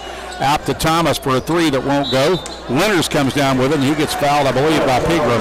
Yeah, and the toughest thing to do, coaches will always tell you, that 1-3-1 wide like that the word Valley using right now is rebound out of it. So we gave him a second opportunity, but then Carson Winter does what he does best, and that's go after rebounds and came up with that one. Foul was on Moten instead. It's his second. And the second team foul on the Raiders. Here's Cullen with it for Valley View. Slides to the baseline, has a shot blocked by Moten, and Moten grabs it off the floor. Now it's loose. Winters gets it. Gets it to Harmon, who loses it, grabs it on the baseline, and now drives into the lane, gets to the rim, and scores with a reverse layup. Nice move there by Jackson Harmon. That was a tough shot, Coach. Yeah, great shot, but I'm going to tell you what, Carson Winters made that happen by coming up with that loose ball. So it's 28-21. Blazers within 7. Here's Alexander with it, almost backcourted, but didn't quite. Yep. Now they get it along the right wing to Moten. Moten with a dribble drive, missed the shot. Rebound to Jackson, but it's outlet pass stolen by Turley.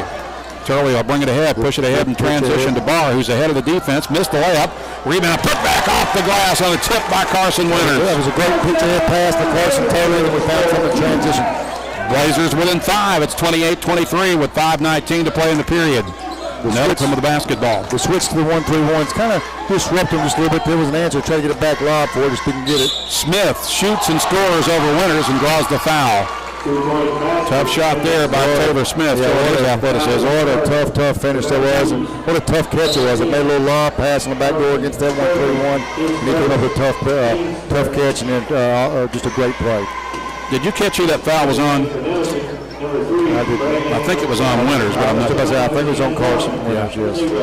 It's his third.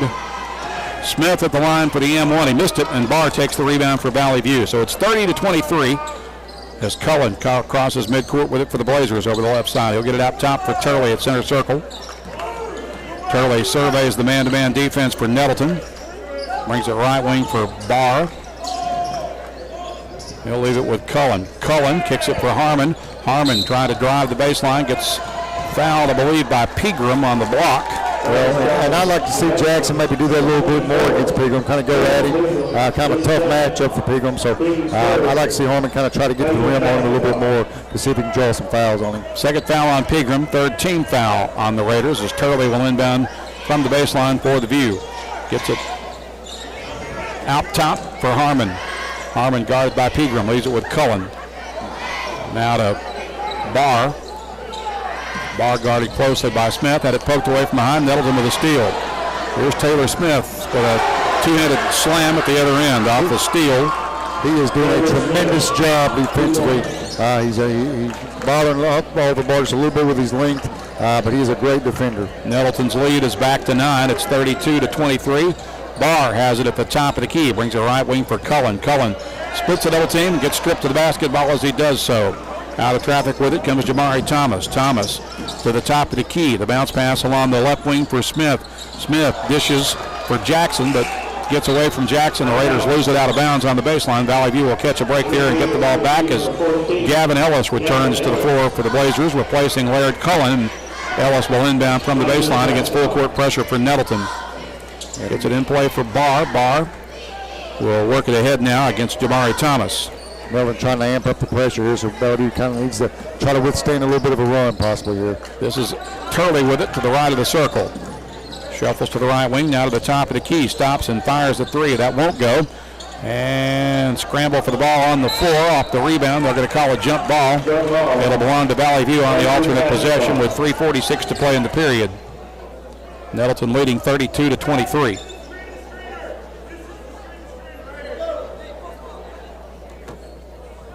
Turley to inbound from the baseline. Throws it out top for Barr. Barr high on the right wing. Bounce pass to Winters at the elbow. Winters kicks it out for Ellis. Ellis has the basketball with 20 on the shot clock, and now he's stripped of the ball but fouled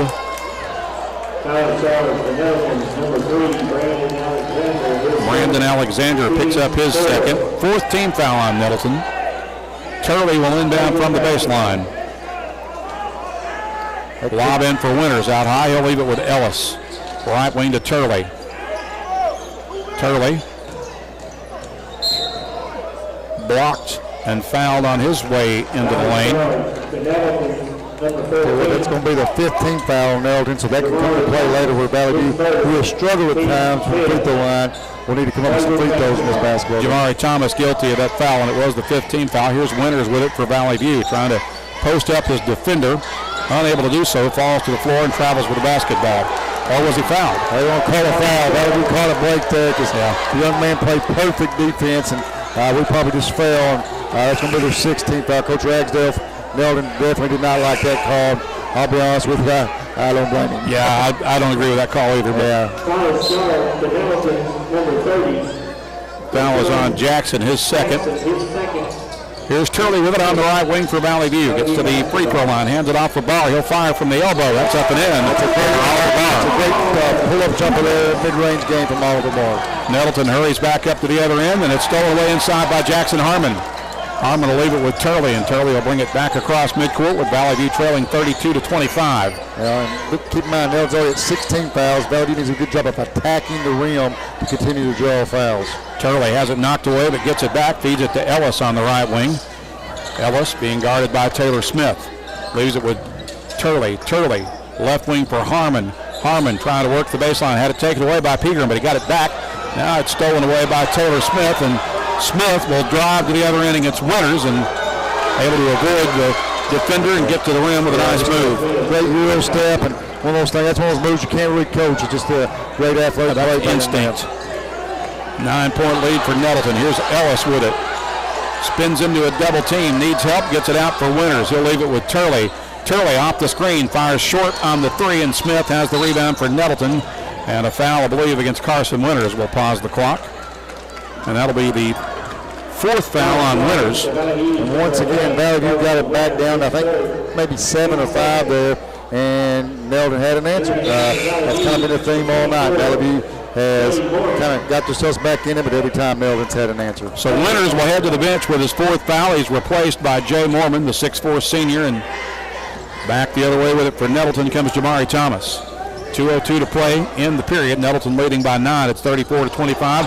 A missed alley-oop dunk attempt there by Taylor Smith as Nettleton that time got a little too fancy for their own good, and the turnover will give it back to the Blazers with 1:56 to play in the period. That's a little set that Coach Bubba Deaton likes to run all the time, especially against a 1-3-1 where they draw the defense all on one side and get that alley-oop. They just missed it. The pass was a little bit behind him.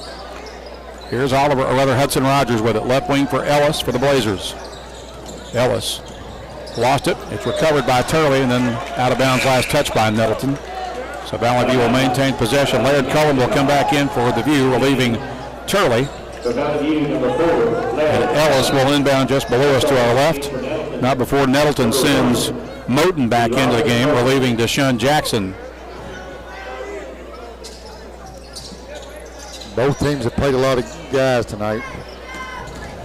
Here's Oliver Barr with it. Between the circles, guarded by the athletic Taylor Smith. Brings it right wing for Rogers. Rogers spins to the elbow, kicks it out for Ellis. Ellis drives into the lane, floater off the glass is too strong. Rebound tipped up and in by Jay Mormon, who was Johnny on the spot with a hustle move. Back up quick, Smith tried to make a pass. Jay Mormon got in front of it, took it away. Mormon with a steal at the other end, gets it for Cullen, who works against the double team across midcourt. Gets to the elbow, needs help, gets it out, pass stolen away by Moten. Moten drives to the other end, he'll give it up for Smith, and Smith drives in for the easy layup. I was just about to say that turnover probably needed to calm down just a little bit, maybe set it up, and once again Nettleton responded. Here's Cullen with it for Valley View with less than a minute to play in the period. Cullen has it poked away from behind, it goes out of bounds, it'll stay with Valley View with 49 seconds left in the period. Nettleton leading 36-27. Cullen will inbound from the baseline, his right side of the bucket. Not before Nettleton sends Darius Thompson back into the game, relieving Jamari Thomas. Also new into the game for Nettleton is King. They may not allow this substitution as he came in a little late. So they've got 6 players on the floor right now. Somebody's going to have to come off, and Coach looks Campbell, like it'll be King. Coach Campbell, he's just like what I'd be doing. He's probably trying to get a technical on Eldon there. I don't think he'll probably get it, but kind of an odd transition time there. Looks like they're going to huddle up and talk about it, though. Yep, the officials will huddle and discuss, so we'll see what they do here. I'm like you. I don't think they're going to get the technical foul, but we'll see. Coach Matt Ragsdale arguing his case for Nettleton. And that is a technical foul, it looks like. Yeah, they went ahead and called it. Well, he did come into the game before he was waved in. There's no question about that. Looking at Coach Rags, I see what he's saying. He's saying the far official on the far side, closer to us here, away from the bench, waved the young man in. But actually, the person that should wave you in is the lead official who is on that other side. So miscommunication there by Nettleton for sure. I'm not sure what happened, but hey, Valley View will take the break, I'm sure. Barr makes both free throws on the technical, and now we'll get the ball back on the Blazer end of the floor, trailing 36-29 with 49 seconds to play in the period. You know what? Lane Campbell did the right thing there. I mean, he rolled the dice, took a shot, and it worked in his favor. That's right. Yeah, so that's a smart move on his part. Right now, you just need a break, and maybe that'll get us going. Ellis to inbound from midcourt, just below us. Throws it in for Hudson Rogers between the circles. He'll hold it on his hip and then give it for Gavin Ellis. Ellis guarded closely. Dribbles into the lane. Dishes for Cullen. Cullen shot blocked, but we're going to get a foul, I believe, on Moten. And now Cullen will be at the line. Good pass by Gavin Ellis. I like to see Gavin do that. Got in the middle of the lane. Didn't force anything. Made a great opportunity here maybe for Laird to knock down 2 free throws. Cullen to shoot 2. That was the 8th team foul on Nettleton as Cullen makes the first free throw.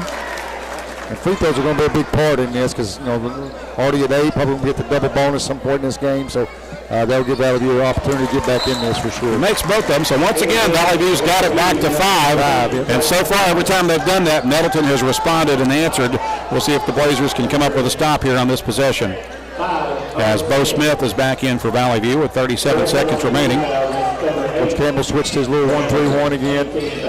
Let's see what Nettleton comes up with. I'll probably watch that backside lob once again. Here's King with it. Gets it left wing. Back out top for Thompson. Now right wing. Long 3 on the way by King. That's no good. And Mormon grabs the rebound for Valley View. With 18 seconds left in the half as Gavin Ellis works it across midcourt. With 10 seconds left now. Ellis with the basketball with 7. Hands it off out top for Harmon. Harmon curls into the lane. Floater off the glass is too strong. Moreland comes down with it. Has it knocked away, and the horn will sound to end the third period. Was there a foul there or not at the end of the period? What do we got? Her whistle did blow down at the end, but I think they're going to wave it off and say the buzzer sound. So that's the end of the period, and at the end of 3, Nettleton leads at 36-31. We're back in 1 minute on the EAB Sports Network. On the EAB Sports Network. Trucks, clothes, and fashion have changed drastically. Well, we got a shot. 68 years our family has been in business. But one thing that hasn't changed. Once again, it's at 5. Let's see what happens. Serving our customers and community. Throughout our history, our customers and employees. These balls are on, baby. Our history of quality sales, service. I think it's theirs, but I'm not positive. I think you're right. Yeah. Customers coming back for 4 generations. Whether you're looking to buy GMC, Chevrolet, Buick, or Ford, Glen Same dealerships look forward to serving you and your family for years to come. Valley View High School Athletics is brought to you by Gateway Tire and Service Center and Toyo Tires. Where there's always one thing you can count on, we go the distance for you. Before you hit the road for a trip across country or across town, drop by Gateway Tire and Service Center and check out the great deals on Toyo Tires. Whether it's tires or auto repair, you can always count on one thing. At Gateway Tire and Toyo Tires, we go the distance for you. At Gateway Tire in Jonesboro, we go the distance for you. 3 quarters down, 1 more to play as we welcome you back to Blazer Gym and Valley View within 5 as we begin the 4th period. Nettleton leads at 36-31 here in this 5A East tilt. Valley View will start the 4th period with Oliver Barr, Carson Turley, Carson Winters, Jackson Harmon, and Gavin Ellis, the original starters on the floor. Nettleton's going to counter with Moten, Thompson, Brown, Smith. And who else am I leaving out? Oh, Jackson. Deshaun Jackson, the 6'7" junior post, back on the floor for Nettleton as we begin the final frame. Raiders with the basketball to start this period. That would be still in there, 1-3-1. Bounce ball stolen by Barr. Barr with the steal. Spins into the lane, has it knocked away, and Jackson gets it right back for the Raiders. Nettleton pushes ahead to Moten. Moten works the baseline, dishes for Jackson. He's got the easy layup. Great pass there, and good ball movement by Nettleton. Yeah, Nettleton does a great job making that extra pass every time. So Ellis will work it back up to 4 for Valley View, which trails 38-31. Here's Turley with it to the right of center circle. Guarded there by Jamari Thomas. Right wing for Oliver Barr. Barr with the basketball to Ellis at the top of the key. Ellis on the right wing now. Gets it for Turley. Turley. And a foul away from the ball. That's going to be an illegal screen on Harmon, I believe. Yeah, Harmon got caught up. He's trying to set a good physical screen to kind of free up Turley. The guy kind of moved on him a little bit quicker than he anticipated, and he stuck his hip out there. So good call. I understand what Harmon was trying to do there, though. So Nettleton gets it back as Jamari Thomas throws it across midcourt for Brown. Brown with the basketball, gets it back to Thomas. He'll bring it to the right wing, gets it for Smith. Spot up three from the corner pocket's no good. They get the offensive rebound as Brown comes down with it. Goes back up with it and draws a foul, I believe, on Winters, and if so, he's finished. Nope, this one's on Turley, so it's his first. Fourth team foul on the View. Once again, Nettleton came up with an extra rebound. T.J. Brown, the young freshman there, got it in, mixed it up, came up with a rebound, and see if he can knock down 2 free throws for him. Brown at the line for the Raiders, shooting 2. First one on the way and good.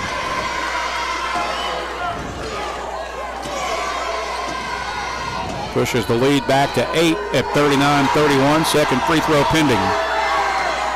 Got them both. Well, that's, once again, Nettleton's done that all night. Bellevue's got to 5 a couple occasions, and they didn't extend it back up to 8 or 10. So let's see how Bellevue responds once again. Turley with it. Working against Thomas as he crosses midcourt. Tight man-to-man defense. Right wing for Harmon. Harmon surveying the floor. Tries to get it to Winters at the elbow, and he's going to be fouled from behind on the reach by Moten. That'll be the 4th foul unofficially on Moten. It'll be a 1-on-1 here for, I believe, Carson Winters. Yep, that's the 9th team foul, so Winters will be at the line for the 1-and-1. 6:36 to play in the game. Raiders lead 40-31 as Winters makes the front end of the free throw.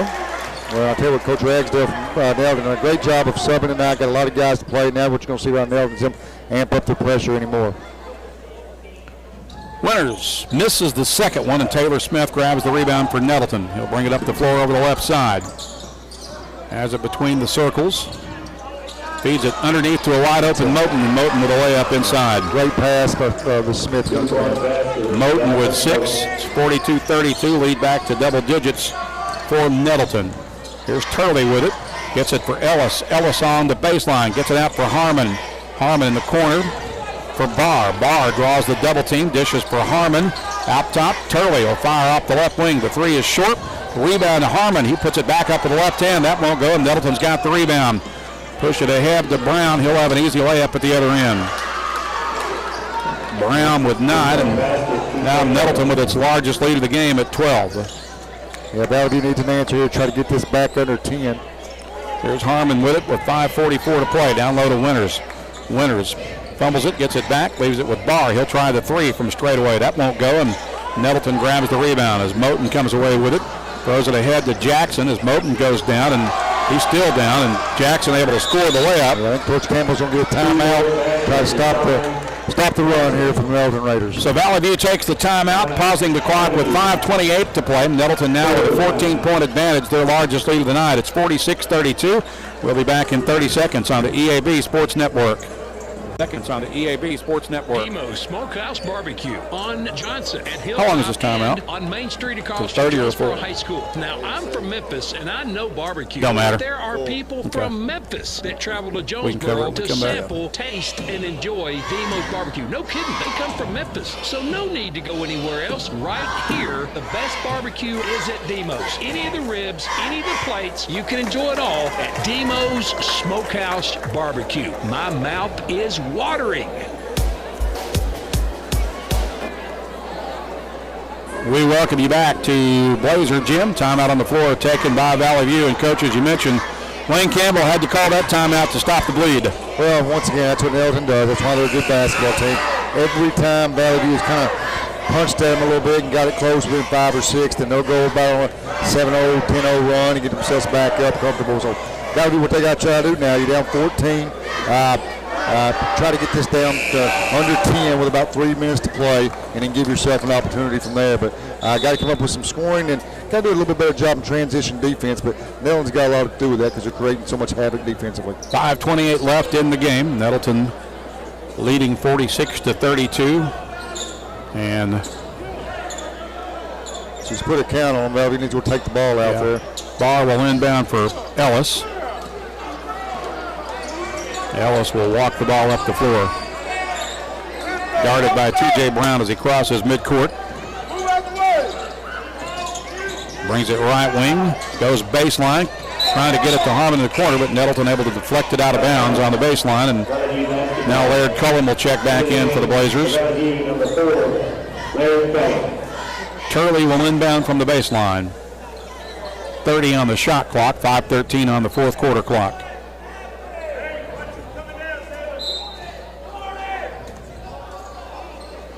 Turley holds it over his head. Gets it out top for Harmon. Left wing for Barr. Barr with a ball fake. Looked like he got bumped, but no foul. Now drives into the lane. Gets to the rim and misses, but draws the shooting foul in the lane. And Oliver, he was ready to shoot that three, and they got there a little bit quicker, so then he made a good decision. Shot fake and drew the foul. So, he's had to work. He's had to work extremely hard for every shot tonight. They've done a great job on him defensively. And, that's what Barr's going to see for the rest of the years. Everybody's best defensive efforts every night. Jabari Thomas guilty of that foul, his second and the 10th team foul. So this was a shooting foul, so he'll have 2 shots coming anyway. But for the duration, Valley View will be in the double bonus, but Barr unable to make the first free throw. Yeah, Valley View doesn't need to panic just yet. There's 5:07 left in the game. What you need to do now is just once again try to get this under 10 with about 3 minutes to play. Give yourself a chance. Barr misses both free throws. Nettleton crashes the board for the rebound as Smith comes out of there with it. They'll bring it up the floor over the right side. He's going straight to the rim, but stumbles under the lane. They're able to get the save and kick it out to Jackson on the reset. Now they get a right wing for Thomas. Thomas directing traffic as he comes off the screen to the left wing and travels with the basketball in the process. So Valley View will get it back with 4:49 to play, trailing 46-32. Yeah, Nell's trying to give you an opportunity to get back in it, see if Valley View can take advantage of it. Laird Cullen inbounds for Turley. Turley against the double team.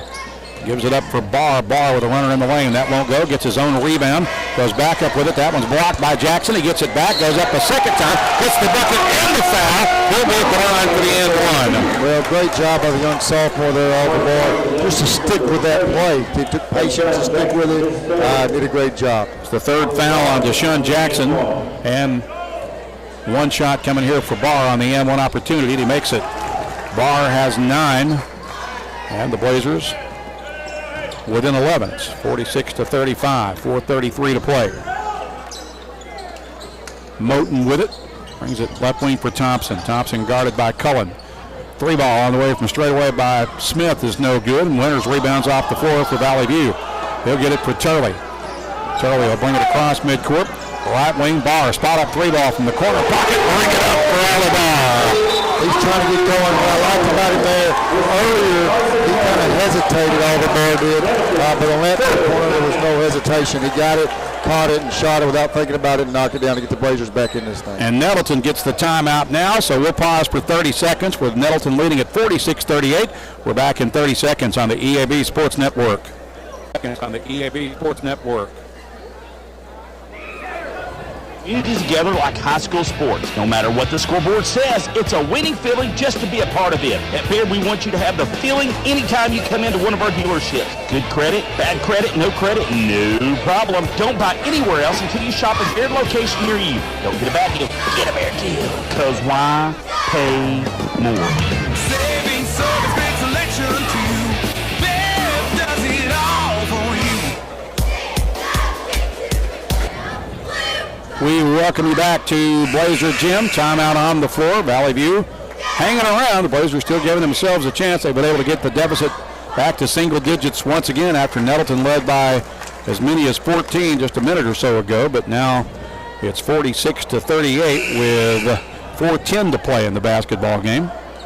Nettleton will have the ball as we return to play out of the Raider timeout. Well, these two next defensive possessions for the Blazers will be big if they want to get back in this game. For Nettleton right now, what they want to do is they'll be a little bit more patient maybe and find the best shot they can get and take advantage of that, because all they're trying to do right now is extend that lead, obviously. Jamari Thomas will walk it ahead for Nettleton, crossing midcourt over the left side. Gets it out top for Jackson. Now on the right wing for Taylor Smith. Smith into the lane, gets it left wing, back out top to Smith. Smith with a floater up and good. Boy, he is so smooth. He's fun to watch, but hard to defend. Yeah. Lead back to 10 for Nettleton. Here's Harmon with it on the right wing for Valley View. Harmon works the baseline and dishes for Barr, and Barr able to finish inside.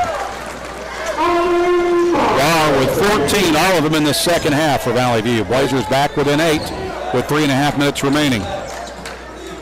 Good job by Gavin Ellis. Ellis trying to get the loose ball and able to get it, knocked it away but couldn't control it. And now Nettleton will take the timeout to preserve the possession. So with 3:22 to play in the game, Nettleton takes a 30-second timeout.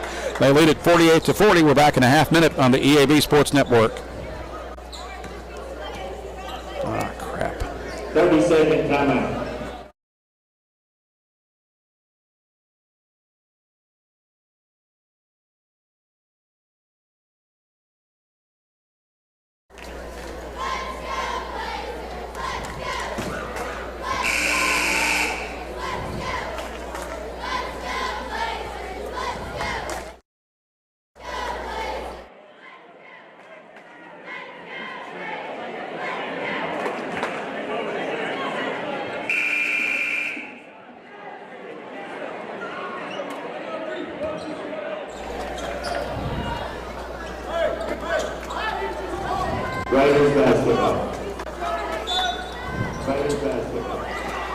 And we are back at Blazer Gym, 3:22 to play. We are back at Blazer Gym, 3:22 to play in the basketball game. Nettleton with it. Raiders leading 48-40. Here's a feed inside, denied and stolen by Carson Winters for Valley View. He'll get it for Barr, who works his way across midcourt, gets to the top of the key. Oliver Barr with the basketball. Spins to the right wing, picks up the dribble, gets it for Turley. Turley has it between the circles. Now along the right wing for Harmon. Harmon, right wing for Turley. 13 on the shot clock. Turley with it at center circle, had it knocked away, gets it back as he crosses. Shot clock winding down to 4 seconds. Barr turns, dishes for Winters, and Winters with a finish inside. Wow, what a possession that time for Valley View. All the bars kind of a difference maker in the second half. That's what he needs to do. Either he needs to score or create opportunities for us. That's what he just did. Valley View back within 6. The Blazers won't go away. Here's a free throw line jumper that's no good, and Winters goes high to battle for the rebound for Valley View. They'll come away with it, cleared out for Gavin Ellis, who will cross midcourt with 2:14 to play. Hand it off for Turley. Turley with the basketball, guarded closely by T.J. Brown. Brings it right wing for Harmon. Harmon finds Winters beyond the right elbow. Back out top for Ellis on the reset with 15 on the shot clock. Ellis with the basketball. Spins, dishes for Winters. Winters answering off the glass. And Valley View is within 4. Winters has 7. And here's Nettleton. Taylor Smith with the basketball. Dishes inside for Jackson. He misses. Rebounded by Winters. The outlet for Turley. Here come the Blazers. A hit in transition for Barr. Barr spins. Dishes for Winters. Winters got the defender off his feet. Missed the layup. And Nettleton gets the rebound. Here come the Raiders in a hurry. Back the other way comes T.J. Brown. Brown drives and scores on Gavin Ellis. Great answer there by Nettleton. Brown with 11. There's a steal by Nettleton at midcourt. Brown comes away with it, gives it up on the alley-oop dunk for Taylor Smith, and he's fouled by Harmon. Boy, this Nettleton team's so explosive. Well, that was so quick, it wasn't even funny right there, and everything happened very, very quickly. Great response once again by Nettleton. The foul was Harmon's third. It pushes the Nettleton lead back to 6 with a free throw pending for Taylor Smith. with 1:15 to play in the game. It's actually an 8-point lead now. Valley had it at 4. There was a quick steal by the freshman T.J. Brown, and then a response right there to get him up 9. So after the free throw, it's 53-44. Just in a hiccup. That was quick. It happened quick. Yeah. 2 quick turnovers kind of led to that. Here's Gavin Ellis with it on the left wing for Valley View. Just over a minute to play, and we've got a double foul called here. Well, I was going to call a double foul, calm them down. We got off the ball totally, and I think it was number 14 maybe for Nettleton. Kind of got upset a little bit with each other, so kind of some mouthing going back and forth, and he may have given a technical maybe to Carson Totally, it looks like. I don't know if he called a double one. Looks like maybe just to Carson Totally on us. Maybe it might be a double. Let's look here. So, yeah, we're just kind of having a guess at what's going on because the discussion at the scorer's table, and that's across the court from us. So I think a double technical has been called. Turley apparently picked up one of them, right? Yes, Turley picked up one. I know because I saw him kind of get up. He is first, I guess. And maybe they'll do the same thing for Nettleton here. Nettleton's number 14, Jamari Thomas, is third. So Jamari Thomas got the foul for Nettleton. Meanwhile, there's a jersey change going on over on the Nettleton bench. Must be a blood uniform issue. Yeah. You can do that. Just got to change into it and let the score. I think that's, was that T.J. Brown? T.J. Brown, that freshman. He's wearing number 20 now. So now it's going to be a double technical, so really not a whole lot happens. This ball will come back, if that's what they're calling. Oh, that's what they announced it as a double technical. Meanwhile, now they're talking with Turley. And a little confusion here, I'm not sure. Yeah, it's very confusing. I have no idea what's going on right now. I'm confused with it as well. I'm not going to lie to you. So it looks like Valley View will have possession with 1:02 to play. Fresh 35 on the shot clock. Nettleton leads 53-44 into Winters, and it gets away from him and stolen underneath. Here's Nettleton in a hurry back the other way. They'll give it up in the alley-oop to Moten, and Moten goes down, and apparently he got fouled under the basket. Yeah, the last couple possessions, Nettleton's done a great job of creating turnovers late in the game, and it's led to some offense. Once again, we had it at 4, and I think there was 3 straight trips and some turnovers, and Nettleton's capitalized on it like good teams do every time. Foul will put Moten at the line with 56.8 seconds remaining. He makes the free throw. Moten has 7 and pushes the lead back to 10 for the Raiders. Second free throw is also good. He's got 8. Gavin Ellis will check back in for Valley View, relieving Jackson Harmon. Laird Cullen will inbound. Nettleton will come with full court man pressure with 57 seconds left in the game. Raiders lead 55-44. Here's Oliver Barr with it against the double team. Gets it across midcourt for Turley. Turley will dribble once, take the step back 3, missed everything, and Pegram rebounds for Nettleton. Give it up for Taylor Smith, who's going hard to the rim, missed the dunk. They get the offensive board, and the putback and foul. Putback is no good, but they'll be at the line to shoot 2 after the foul, I believe, on Winters. Yeah, man, Nettleton just on Turley instead. They've sped us up here since we coached the forward, especially in the quick shots and a couple of turnovers, and then that's led to quick transition, either layup or dunks or fouls here. So now T.J. Brown's got blood on his hand at this time, it looks like, and he may have to come out of the game again after. This is the second time he's had to leave the floor due to blood on his uniform or body. It was probably a blood issue from the first time, and he never stopped, and now got him. But Coach Ragsdale, he can pick. He needs to be strategic about who he picks because he can pick whatever free throw shooter he wants to over there. He can put his best free throw shooter on the line. Trying to figure out who that is. Sometimes that's hard to figure out who that is, though, so he may be trying to figure that out over there. Jamari Thomas will be the replacement for Nettleton, so he'll be the proxy free throw shooter for the Raiders. Harmon is back in for Valley View, relieving Winters with 38 seconds left. Nettleton leading 55-44.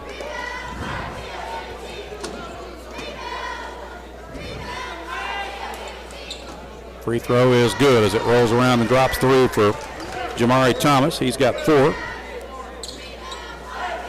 Well, they've done a great job down the stretch here making free throws as well. Yeah, they have.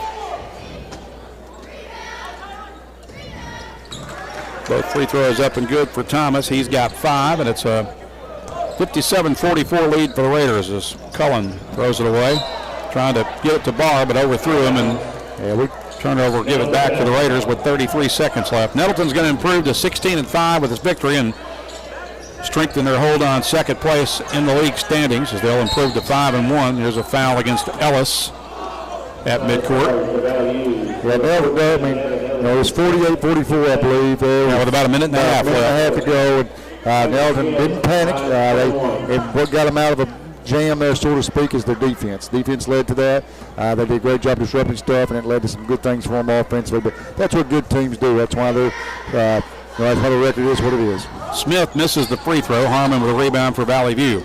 He'll dribble across midcourt with it. Bounce pass along the right wing for Ellis. He'll take the three from the corner. That's no good. Nettleton has the rebound with 19 seconds remaining. Thomas across midcourt with it. Now fouled by Cullen with 14 seconds remaining, 13.8 to be exact. And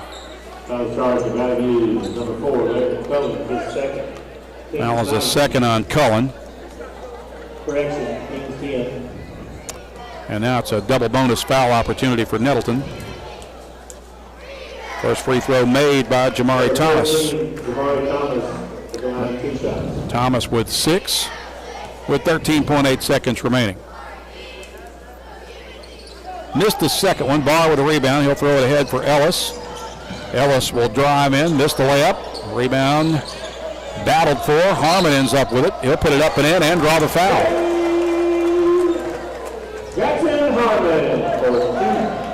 So with 5.3 seconds left, Harmon will shoot the and-one free throw after the foul on Thompson. Jackson Harmon at the line. Harmon's free throw is good. In fact, Coach Campbell's going to take a quick timeout. A lot of people might think it's a strange timeout, but I know what he's doing. It's 5 seconds left in the game. And conference wins, you need to try to keep them under 10 when you can, just in case there's a tie or something. So he's just trying to maybe get a quick steal and get this under 10. So it's 58-47. Nettleton with the lead here with about 5 seconds left. We'll be back in 30 seconds on the EAB Sports Network. Hello, this is Bob Moore with Moore Air Conditioning. With the Super Bowl right around the corner, nothing can run the party like a cold house. So why not let our team at Moore Air Conditioning make sure your system is running the best it can with the Moore Super Checkup. All for $54 for 54 years serving you. Now that's a super deal worth catching. Call Moore Air Conditioning today, 870-433-0891. You deserve more, don't sell for less. Back at Blazer Gym. Randy Myers and Jason Manchester under the headset. 5 seconds remaining in the basketball game. Nettleton leads it 58-47. The Raiders will have possession as we return to play out of the Valley View timeout. 5.3 seconds to be exact. Yeah, Valley View's just trying to, like I said, get a quick steal, see if they can possibly get it under 10, just in case it's a tie or something late in the season. Moten will inbound from the baseline. He's going to throw it ahead to Smith at midcourt. Smith will dribble away from traffic and now dribble out the clock, and Nettleton wins it 58-47 as the Raiders pick up their 16th victory of the year. Valley View will drop to 6-9, 3-3 in the league. We'll pause for 2 minutes and back with our Domino's Pizza postgame after this on the EAB Sports Network. Evolve Bank and Trust is now bringing full-service banking to Jonesboro. To celebrate, we're offering you $200 extra. Just open a new checking account with Evolve. Have at least 2 qualifying direct deposits of $500 or more within 90 days. Then we'll deposit $200 extra into your account. It's just that easy. Open a new Evolve checking account and receive an extra $200 in your account, plus free checks for a year. Restrictions apply. Visit getevolved.com/special promotion for more details, or come in and see us at 111 East Huntington Avenue, Suite A. or call us at 870-933-2480. That's 870-933-2480. Evolve Bank and Trust, Equal Housing Lender, member FDIC. For 10 years, Arkansas Children's Hospital Jonesboro Clinic has delivered the highest quality pediatric care. Whether it's a follow-up visit for a heart condition or genetic screening for a baby on the way, we're right here in town. Our team is growing to meet the needs of the kids of Northeast Arkansas, so you don't have to hop on the highway for expert care. We wake up every day ready to make kids better today and healthier tomorrow. Visit archildrens.org/NEA.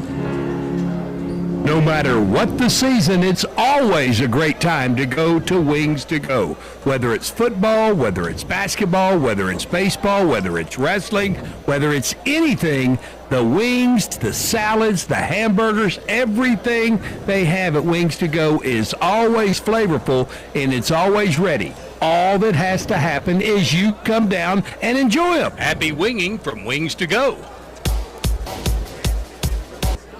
We're back at Blazer Gym. Randy Myers along with Jason Manchester as we welcome you into our Domino's Pizza postgame show on the heels of a 58-47 Nettleton victory over Valley View. Postgame brought to you by Domino's Pizza. Make game not better by ordering online at Domino's.com or from the Domino's app. Well, Coach, this was a 9-point lead for Nettleton at the end of the first period. It was 14-5. Raiders led 23-15 at halftime. They led by 5 at the end of the third. Valley View, after falling behind by double digits, rallied to get it as close as 4 with about a minute and a half left. But Nettleton able to weather the storm and ended up pulling it back out for a double-digit win. Well, you see why Nettleton is a very good basketball team. Like I said, it was like you said, it was one of those games where all night long it'd be like a 10, 12-point game. Valley View would never quit, and they came back on multiple occasions. And the good news for Coach Campbell that I'm really impressed with is, they cut to 4 against one of the best teams in the state, and had an opportunity there. Now what they got to learn is they've come a long way, this basketball team so far.